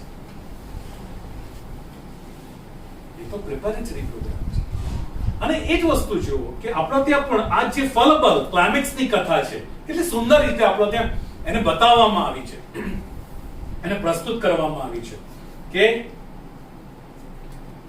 અકબર બાદશાહ નું ચરિત્ર આવે છે આપણા ત્યાં કે હવે અકબર જે પણ હોય હિસ્ટોરિકલી, પણ આપણે હિસ્ટોરિકલી એ વસ્તુ પ્રૂવન ફેક્ટ છે કે એને પણ કંઈક પરમ તત્વની શોધ તો હતી જ. અને તેથી જેટલા પણ સંપ્રદાયો હતા એ વખતે, ઇવન ક્રિશ્ચિયાનિટી, જૈન, બૌદ્ધ, આપણે લોકો બધા સાથે એ કાંઈ ને કાંઈક સંવાદ તો કરતો જ હતો. અને એટલે જ એને પોતાનું કોઈક આગવું ધર્મ પ્રગટ કર્યું હતું, દીને ઇલાહી, જે બહુ ચાલ્યું નહીં. એની ખુશામત કરવા એ વખતના એના જે દરબારીઓ હતા એને સારું દેખાડવા એ કન્વર્ટ થઈ ગયેલા, જેમાં ફર્સ્ટ કન્વર્ટ બીરબલ હતો. બરાબર. બાકી કોઈ ધર્મ એનું ચાલ્યું નહીં. કોઈ એક્સેપ્ટ કર્યું નહીં એ પછી એના. અને એ પછી તો લગભગ વધારે કટ્ટર થઈ ગયા હતો કે અને ઔરંગઝેબ એટલે એના પૌત્ર સુધી આવતા તો બહુ સ્થિતિ આપણી ખરાબ થઈ ગઈ કેમ કે એ વખતે ઇસ્લામ અતિશય કટ્ટરવાદ ઉપર હતો, ચરમસીમા એનો કટ્ટરવાદની. તો અહીંયા પણ જો કે એક વખતે આ બધી મૂંઝવણ, આ જે પરમ તત્વની શોધ છે એને, એમાં શ્રી ગોસાઈજીનું એને ઉલ્લેખ સાંભળ્યું, તેથી એને ઈચ્છા થઈ કે અહીંયા પણ જઈને જરા તપાસ તો કરીએ. તો છુપા વેશથી એ અને બીરબલ આવ્યા અને ત્યાં શ્રી પ્રભુચરણ એમને ઓળખી ગયા આપશ્રીની દિવ્ય દ્રષ્ટિથી. અને અકબરે શ્રી પ્રભુચરણને પ્રશ્ન કર્યો કે સાહેબ कैसे मिले? સાહેબ એટલે પરમ તત્વ, એમની ભાષામાં સાહેબ, અલ્લાહ કહો કે સાહેબ કહો. તો સાહેબ કેમ મળે, કેવી રીતે મળે? જો એક જ લાઈનનો ક્વેશ્ચન છે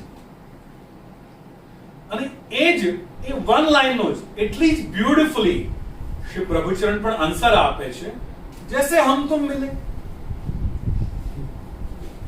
પતી ગઈ વાત, પતી ગઈ. આ ફલબલની ક્લાઇમેક્સની કથા છે. આ ક્લાઇમેક્સની કથા. સાહેબ कैसे मिले? સાહેબ कैसे मिले? કેટલા શબ્દો? 3 શબ્દો. જવાબ जैसे हम तुम मिले. પતી ગયો. जैसे हम तुम. हम तुम તો એક જેવું જ થઈ ગયું ને. हम तुम આપણી हम तुम મૂવી પણ હતી કદાચ સૈફ અલી ખાનની. हम तुम તો जैसे हम तुम मिले, બસ પતી ગઈ કથા. તો જો આ ફલ બલની કથા છે, કેવી રીતે ત્યાં આ આખા આ જે કંઈ પણ જવાબ સવાલ થયા, આજે આખો ઘટનાક્રમ છે, એ ઘટનાક્રમ ને આપણે ત્યાં કેવી રીતે સમજાવવામાં આવ્યું કે ભાઈ સાહેબ कैसे मिले? जैसे हम तुम. મતલબ આપણને વડાપ્રધાન મોદીને મળવું હોય તો કેટલીય ગવર્નમેન્ટ મશીનરી, બ્યુરોક્રેસીને ઊભી કરવી પડે, કેટલીય પરમિશન્સ લેવી પડે, કેટલાને મળવું પડે, ત્યારે જઈને મોદી સાહેબ કદાચ 5 મિનિટ આપણને આપે. પણ આજે જેમ કોઈક ઓફિશિયલ કામથી આવ્યા અને આપણે અહીંયા લાઈનમાં ઊભા છીએ એમના સ્વાગતમાં અને એ ઉતર્યા અને આપણને શેક હેન્ડ કરી દીધું, તો કોઈ વ્યવધાન રહ્યો? जैसे हम तुम. साहेब कैसे मिले? जैसे हम तुम. મળી ગયા. કોઈ પરમિશન લેવી પડી, કોઈ એપ્લિકેશન નાખવી પડી, કોઈ લાગવગ લગાવવી પડી, કોઈ મોટા ઇમ્પોર્ટન્ટ પોલિટિશિયનને કે આઈએએસ ઓફિસરને વાપરવો પડ્યો, એના માધ્યમથી જવું પડ્યું? નહીં. નહીં. કેમ છો? બસ પતી ગઈ વાત. સાહેબ कैसे मिले? જો આ ફલ બલની કથા છે અને એનું રિવર્સ કરો કે ભાઈ તું આગ્રામાં છે, એ વખતે રાજધાની આગ્રા હતી. અકબર લાલ કિલ્લો ત્યાં પણ છે, લાલ કિલ્લો દિલ્હીમાં પણ છે. તો તું આગ્રામાં છે, તને મને મળવું હોય તો કેટલી સિસ્ટમનો યુઝ મને કરવો પડશે, પછી કહો તો મહિને તને મળવાનું મળે.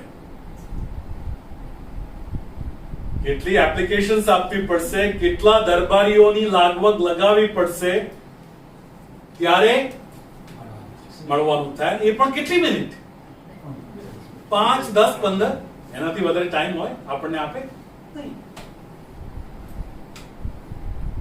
તો આ ફલબલ ક્લાઇમેક્સની કથા છે, એ તમને રિયલાઇઝ થઈ રહી છે કે જ્યારે તમારા ત્યાં પ્રભુ આવીને પુષ્ટ થઈને બેસ્યો, બિરાજ્યા, તમારા ઘરે તમને સેવક માની તમારી પાસે સેવા લેવા એ પુષ્ટ થઈને તમારા ઘરે આવી રહ્યો છે, તો તમારો રિસ્પોન્સ પણ ટોટલ હોવો જોઈએ, મીન્સ સર્વસ્વ સમર્પણ પૂર્વક સેવા. એટલે જ આપણે ત્યાં બીજા કોઈ સિસ્ટમમાં સેવા છે જ નહીં. આ શરણાગતિમાં જે આપણે અથવા જે કંઈ પણ આજે આપણે સેવા કરી રહ્યા છીએ તો મન મનાવાની સેવા છે. મન મનાવાની સેવા છે, એક સંતોષ માટે, એ પણ ખોટા સંતોષ માટે. બાકી શરણાગતિના પ્રોગ્રામમાં કોઈ સેવા નથી. પ્રિપેરેટરી પ્રોગ્રામમાં કથા, શ્રવણ, સ્મરણ, કીર્તન અને દાસ્ય, સખ્ય અને આત્મનિવેદનની ભાવના. તમે દાસ છો એ ભાવનાને દ્રઢ કરો. તમે પ્રભુના સખા છો એ ભાવનાને દ્રઢ કરો. તમે ટોટલી તમે એના પ્રત્યે આત્મસમર્પણ કરો એ ભાવનાને દ્રઢ કરો. અને શ્રવણ, કીર્તન, સ્મરણ કરો, મીન્સ કથા અને જપ ઇત્યાદિ, એટલે જેને આપણે માળા ઇત્યાદિ સ્મરણ કહીએ, તો સ્મરણ, કથા કરો અને કરાવો અને સદાચારનું પાલન કરો. તે સેવાની કોઈ સિસ્ટમ નથી. સેવાની કોઈ સિસ્ટમ હોય તો આ જ છે, સર્વસ્વ સમર્પણાત્મિકા સેવા. તેથી જે સિસ્ટમ જ્યાં આ વસ્તુ એક્સપ્લેન કરવામાં આવી, ફળબળ એટલે ક્લાઇમેક્સની કથા, કે જ્યાં પ્રમાણ, પ્રમેય, સાધન અને ફળ બધું એકમાં આવી ગયું. એ સિદ્ધાંત રહસ્ય છે, એ ફળ છે. એટલે ત્યાં એ રિસ્પોન્સ કયો કે નિવેદિભિ સમર્પ્યૈવ સર્વમ કુર્યાદ ઇતિ સ્થિતિ. આ ફલબલની કથા છે કે જસ્ટ મોદી આવ્યા અને આપણો શેક હેન્ડ કરી લીધો. આપણને મોદીને મળવું હોય તો બહુ જ લાંબી કથા છે, બહુ જ લાંબી કથા છે. જે આપણે જોઈ ગયા કે જે પાછી ટૂચી પડે છે, આપણા પ્રમાણ અને પ્રમેય, મીન્સ આપણી જ્ઞાન શક્તિ, આપણી ક્રિયા શક્તિ આપણે જોઈ લીધું કે જે રાત દિવસ સાથે રહેનારા છે, જેના અરે માને જ ખબર ના પડી. ભાઈ માથી આગળ તો આપણે કોઈના સામે નાગા નથી થવાના ને. માથી આગળ કોઈના સામે નાગા થવાના. ભાઈ માં તો ઉપરથી નીચે, આપણે નીચે સુધી શું છે બધું જ જાણે ને. માં તો કદાચ હજુ બાપ ના જાણે, માં બતાવે કે ભાઈ આ પપ્પા, તો આપણને ખબર પડે કે અચ્છા આ પપ્પા. એ તો તોય ખબર જ ના પડે કે આ પપ્પા. માં ખબર પડે કે માં, પણ પપ્પા ખબર ના પડે. આગળની કથા તો આગળ છે. પેલી બતાવે રાત દિવસ રહેનારી કે આ પપ્પા, તો ખબર પડે કે આ પપ્પા. પછી માને ખબર ના પડી, જેના સાથે જે મિત્ર જે સૂઈ રહ્યો છે, એક થાળમાં જમી રહ્યો છે, આર વિહાર, શૈયા, આસન, અટન એટલે ફરવું બધું કરી રહ્યો છે, એને ખબર ના પડી અર્જુનને, તો આપણને ક્યાંથી ખબર પડે? પણ આ શ્રી મહાપ્રભુજી આપણને બતાવી રહ્યા છે આ ગ્રંથમાં. એટલે કેટલું બધું વિવેચન કર્યું શ્રી આચાર્ય ચરણે, કેટલું બધું પુષ્કળ સાહિત્ય પ્રગટ કર્યું આપણા માર્ગને સમજાવવા. પણ સિદ્ધાંત રહસ્ય ક્યાં આવીને કહ્યું? આ ગ્રંથમાં આવીને, જેમાં આ સમર્પણ સહિત સેવા બતાવી છે. એટલે આ ફલ બલની કથા છે, ક્લાઇમેક્સની કથા છે.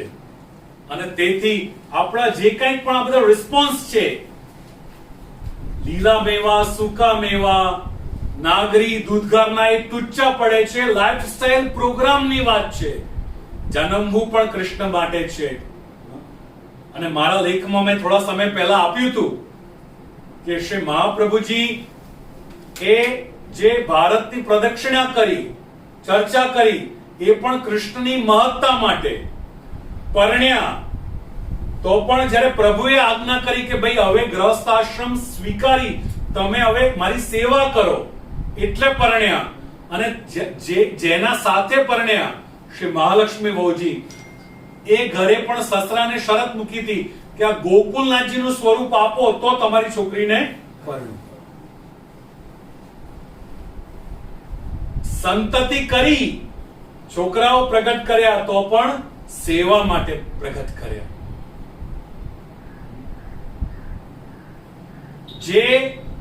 જે સેવકો માટે ભારત ભ્રમણ કર્યું શોધવા, એ પણ કૃષ્ણ સેવકો શોધવા ભ્રમણ કર્યું.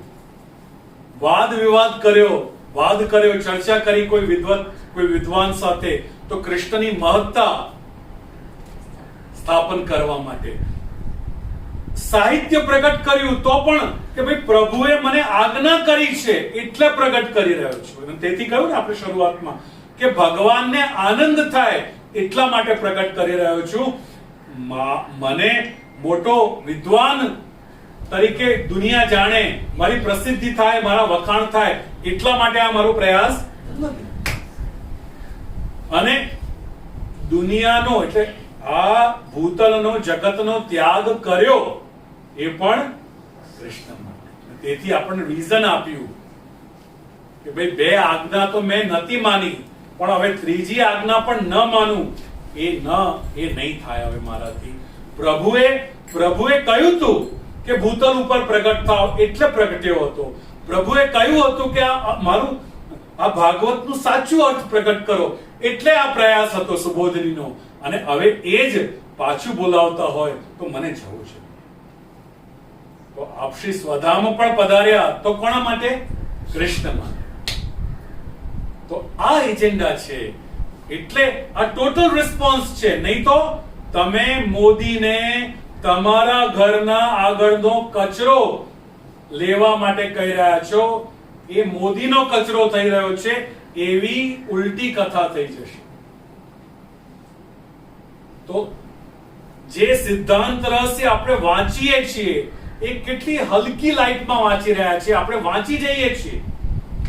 આપણે જોયું શરૂઆતમાં કે બધા જ ગ્રંથો આપણે નથી વાંચતા.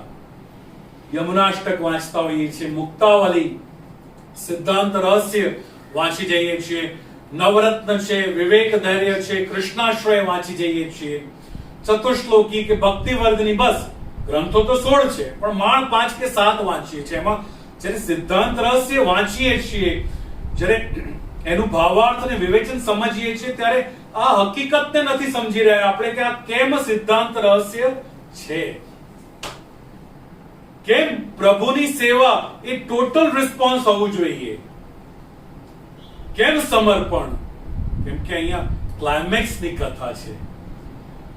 એટલી હલકી કથા ન હોઈ શકે પુષ્ટિ ભક્તિ એટલી હલકી નથી.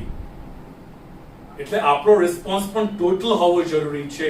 આ આખી સિસ્ટમ અહીંયા જ્યાં બતાવી એ ગ્રંથનું નામ છે સિદ્ધાંત રહસ્ય. તો આજે આ ગુરુ દિવસના પાવન અવસરે શ્રી વ્યાસ શ્રીમદ વેદ વ્યાસના પ્રાગટ્ય દિવસે આચાર્ય સ્થાનેથી હું આપ સૌને આગ્રહ કરીશ કે ફક્ત શરણ માર્ગ સુધી અટકી જવું એ યોગ્ય નથી. કેમ કે એ માર્ગ આપણા માર્ગની સાચી સાધના પ્રણાલી નથી. આ તો પ્રિપેરેટરી પ્રોગ્રામ છે. આપણા ગુજરાતીમાં કેટલી સુંદર કહેવત છે કે ભાઈ નીચું નિશાન માફ નથી, નિશાન ચૂક માફ છે, પણ તો આપણે નીચું નિશાન કરી રહ્યા છીએ. જે માફ નથી પુષ્ટિ માર્ગમાં, નિશાન ચૂક થાય તો એ હજુ એક્સેપ્ટેબલ છે. આપણે તો ખાલી અષ્ટાક્ષરની દીક્ષા લઈ અને આપણે સમજી ગયા કે બસ આનાથી હવે વધારે કરવાનું આપણા માટે નથી. અરે ભાઈ આ ભક્તિનો પ્રોગ્રામ જ નથી. આ માર્ગની શરણાગતિ તો પહેલા હતી ને હતી જ, વિખેરાયેલી હતી આખા ભારત વર્ષમાં. કેમ કે કોઈ પણ ભક્તિનો પ્રોગ્રામ હોય એ શરણાગતિ વગર પોસિબલ નથી. અર્જુન શરણે ગયો ત્યારે ભગવાને પછી એને સમર્પણનો સિદ્ધાંત બતાવ્યો કે તું મને નમન કર, તું મારા દર્શન કર, મારા વંદન કર. એ જે કાંઈ પણ મદ યાજી મદ નમસ્કરું, મારું યજન એટલે મારું સેવન કર, મારી સેવા કર. એ બધું ક્યારે કહ્યું? જ્યારે અર્જુને વંદન કે ભાઈ હું તમારા શરણમાં છું, પ્લીઝ. હવે જેવા હતા એવા સૌમ્ય સ્વરૂપ, મેં તમને જે રીતે સૌમ્ય જોયા હતા એવું સ્વરૂપ લઈ લો, મહેરબાની કરો. આમાં તો ત્રાસ થઈ. ત્યારે સમર્પણનો ઉપદેશ આપ્યો. એટલે કોઈ પણ ભક્તિ માર્ગનો પ્રોગ્રામ હોય એની મૂળમાં શરણાગતિ તો રહેલી જ છે. એટલે અહીંયા આટલો ટૂંચો પ્રોગ્રામ નથી. પણ કયો પ્રોગ્રામ છે? સર્વસ્વ સમર્પણ લાઈફસ્ટાઈલ પ્રોગ્રામ છે. જન્મવું પણ કૃષ્ણ માટે, ભણવું પણ કૃષ્ણ માટે, પરણવું પણ કૃષ્ણ માટે, ધંધો પણ કૃષ્ણ માટે, સૂઈ જવું પણ કૃષ્ણ માટે, જમવું પણ કૃષ્ણ માટે, અથવા કૃષ્ણ સાથે કેવું જોઈએ મને, માટે નહીં પણ સાથે, હરવું ફરવું પણ કૃષ્ણ સાથે, અને મરવું પણ કૃષ્ણ માટે. કે ભાઈ આ દેહ હવે જર્જરિત થઈ ગયો છે, કૃષ્ણ સેવા લાયક રહ્યો નથી, એટલે આ દેહ છોડી નવું દેહ લઈ અને અમે ફરીથી કૃષ્ણ સેવા માટે આવીશું. કે આ આખી થીમ છે આપણી.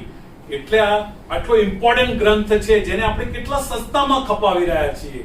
કેટલી આપણી જે મૂળ જે સેવા પ્રણાલિકા છે, એની જગ્યાએ આપણે ફક્ત ખાલી અષ્ટાક્ષરની દીક્ષા લઈ અને આપણે આ કર્તવ્યની અથવા આપણા જીવનની અથવા આપણા ભક્તિ માર્ગી આખી સાધનાની આપણે ઇતિશ્રી સમજી લીધી કે બસ બહુ થઈ ગયું, હવે મહેરબાની કરીને હવે વધારે નહીં કહેતા, મેં તો ભાગી જઈશ, બસ બહુ ભાવ તો બહુ છે, પણ બસ ભાઈ સેવા શરણાગતિમાં છે જ નહીં.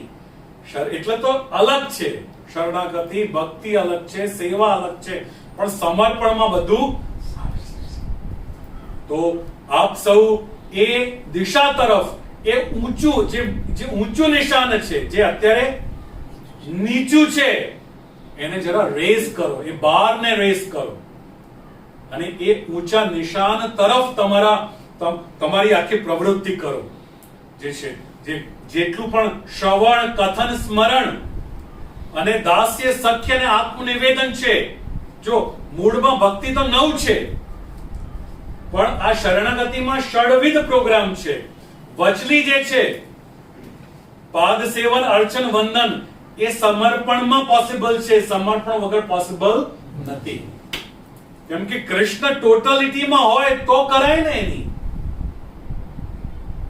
એટલે શરણાગતિમાં પહેલી 3 અને છેલ્લી 3 છે, પણ એ પ્રિપેરેટરી પ્રોગ્રામ છે.